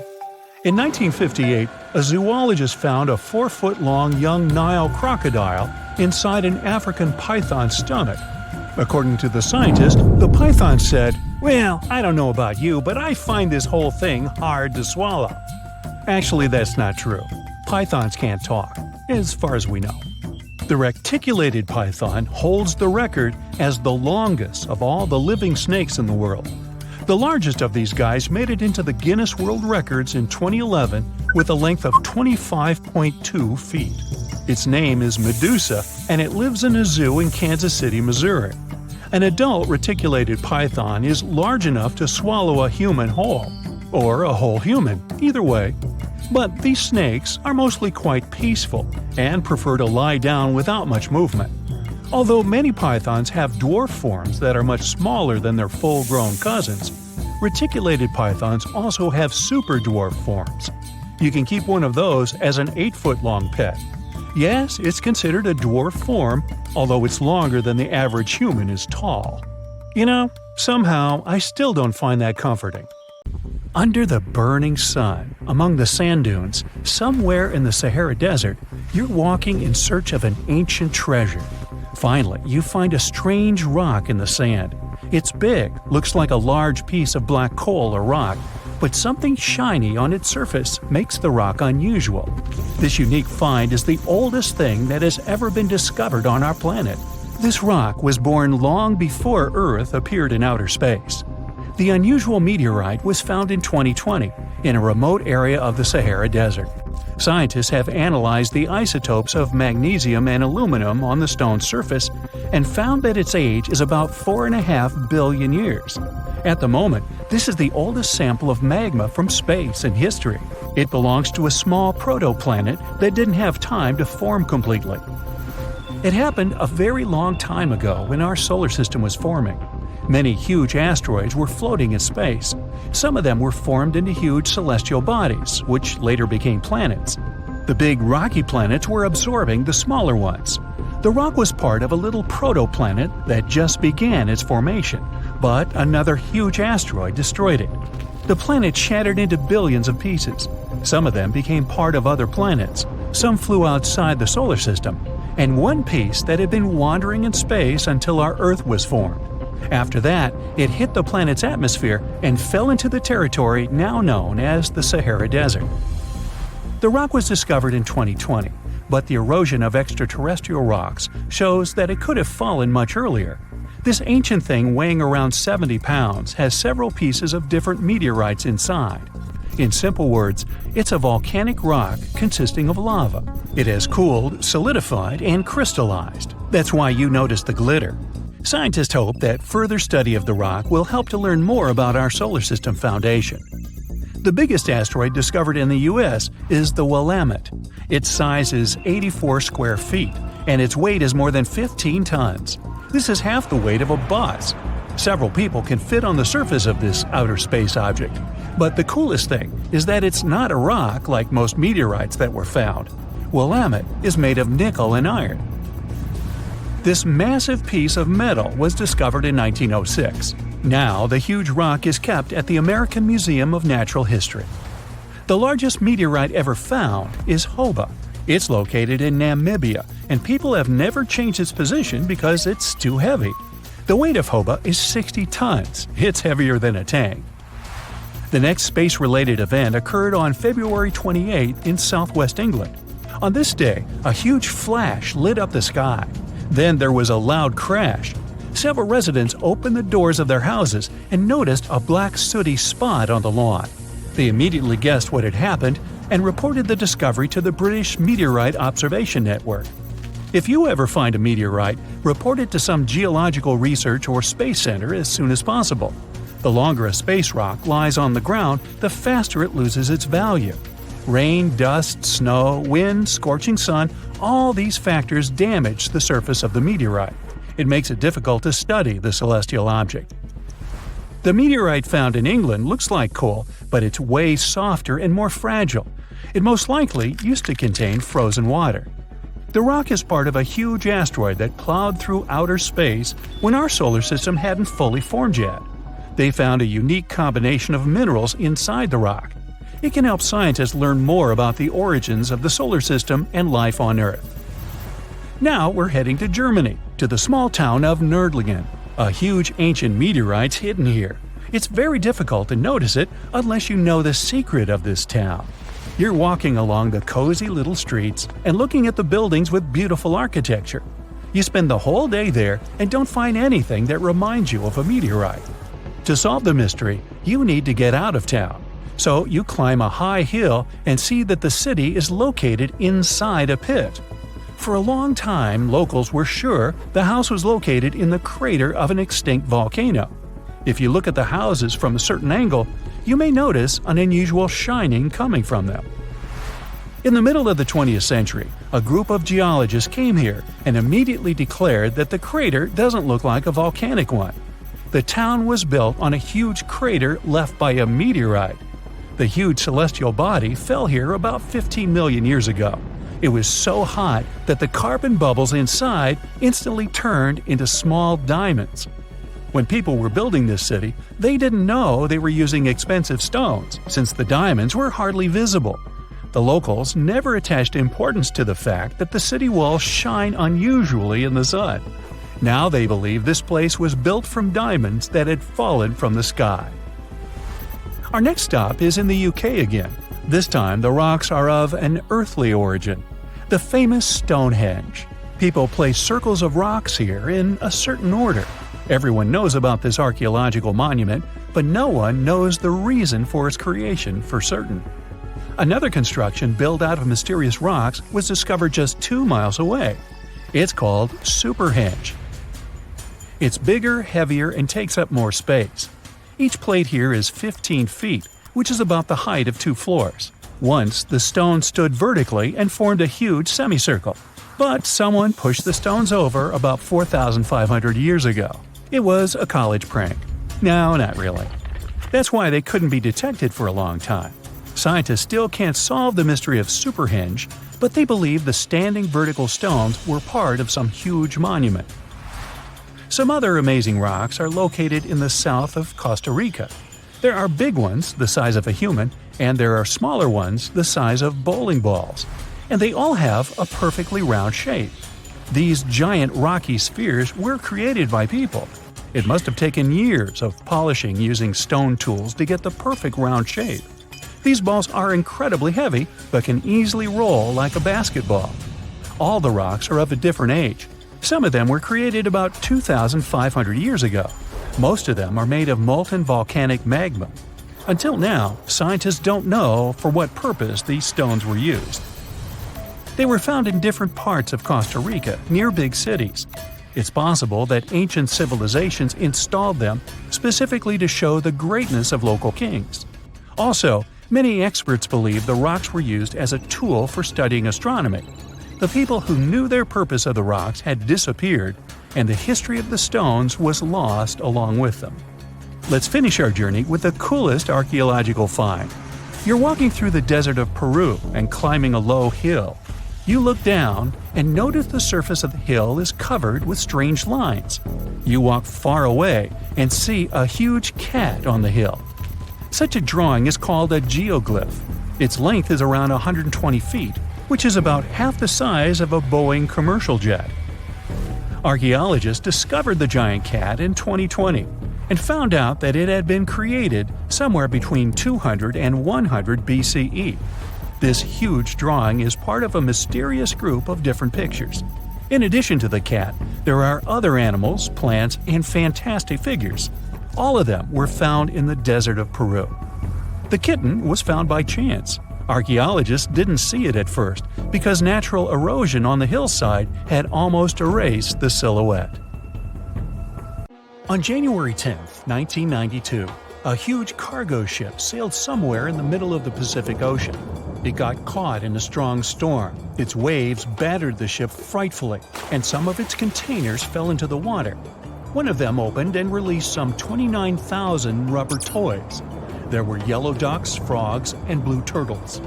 From that moment, their journey of almost 20,000 miles across the world's oceans began.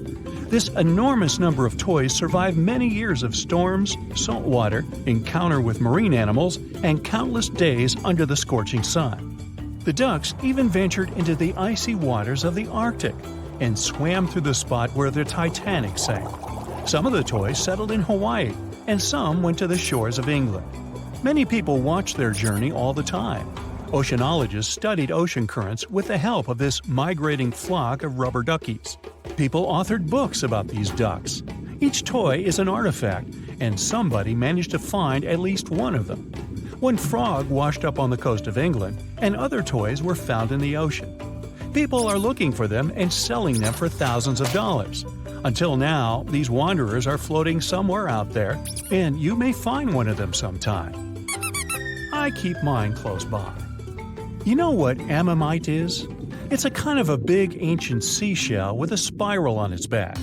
So, the coast of Washington hides many fossils of these animals.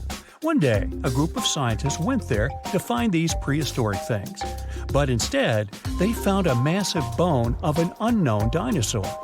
The problem was that the fossil was stuck in a coastal rock. Paleontologists dragged a stone saw to get the find. They extracted the bone and discovered it belonged to an animal that lived about 80 million years ago. It was a theropod, a predatory dinosaur that moved on two legs. T-Rex and velociraptors belonged to this species. It's not proven exactly who this bone belonged to, but researchers say the descendants of these dinosaurs are modern birds. In 2008, on the shore of Brighton Beach, people discovered probably one of the most unusual things that have ever been thrown on the shore. This was a big 8-foot Lego man. He was whole and looked great. It's unknown how long he stayed in the ocean and ended up here. The discovery attracted the attention of locals and the district administration. The Lego man looked so cool on the beach that the people at City Hall decided to leave him there. Nobody knows the true story of this giant toy. Some say that Lego Man arrived from Denmark. There's a Legoland theme park, maybe the toy came straight from there. Others are sure that it fell from some passing ship, see rubber duckies. But of course, there's a high probability that this is all part of a PR campaign. Even if it's not, it's still a great ad. In 2010, locals found a giant tree washed up on the beach on the shore of La Push, Washington. Several people could fit inside its trunk. There's enough room to squeeze in a bed, a table, a TV, and even throw a small party. And the height of the tree itself reached about 200 feet. This is almost the size of a Boeing passenger jet. There were a lot of discarded trees on the shore that day, but this giant was the king among them. High tides and fierce winds brought it ashore. Storms occur often in this region. During this time, rivers flowing through the area spill over the forest and dump large trees. Also, near the beach, there are high slopes with tropical forests. At high tide, the water washes away the trees and brings them to the shore. Now, they didn't know the exact type of tree, but it was like the Sitka spruce, red cedar, and Douglas fir. In 2020, a giant squid was found on a shore of a South African beach. Such finds are rare because giant squids live in deep, dark waters. The beached sea creature was almost 14 feet long. This is more than the size of a passenger car.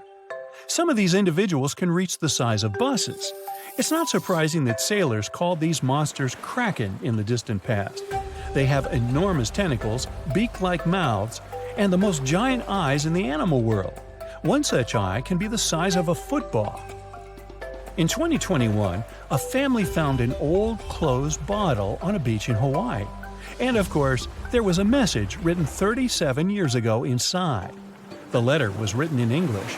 Then it turned out that school students at one Japanese school wrote this message.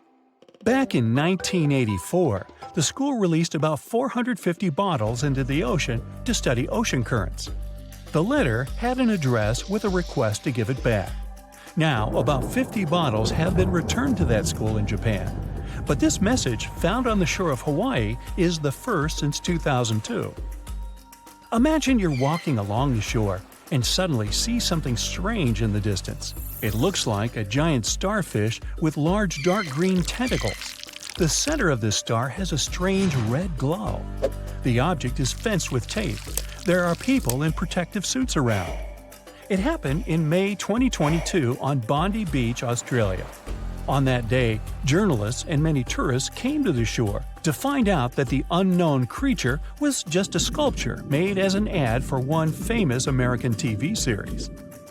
In England, a 180 million-year-old fossil was found on Charmouth Beach. This was one of the oldest finds in the world, and this was just not a bone, but almost the whole skeleton of a huge underwater lizard, Ichthyosaurus. Let's just call him Icky. The size of this fossil was 40 feet long. It's practically the length of a small bus. The lizard's head alone was 7 feet. That's the average height of a professional basketball player, who aren't fossils. Icky was not only one of the oldest, but also one of the most giant ancient skeletons ever discovered by people. Just imagine how it swam in the seas and oceans and terrified all the sea creatures 180 million years ago. No thanks. On February 16, 2020, locals found a large cargo ship stuck on a rocky shore off the coast of an Irish village. It was old, rusty, with holes in the body and rotten parts. Kinda like me. The day before, though, it wasn't there. There was nothing valuable or exciting on board, just some old barrels of fuel. People didn't find any records or logs. Who owned the ship? Who was the captain? Where was the whole crew? No one had the answers to these questions. Soon the press wrote about the ship, and someone called the village administration and introduced themselves as the owner. That person didn't supply any evidence and hung up. Of course, no one took the ship, but after a while, people began to reveal the story of this mysterious vessel. It's called Alta. 5 months before the final stop on the coast of Ireland, it was seen thousands of miles away in the waters of the Atlantic Ocean. That day, the big ship MS Protector was sailing through calm waters and spotted Alta.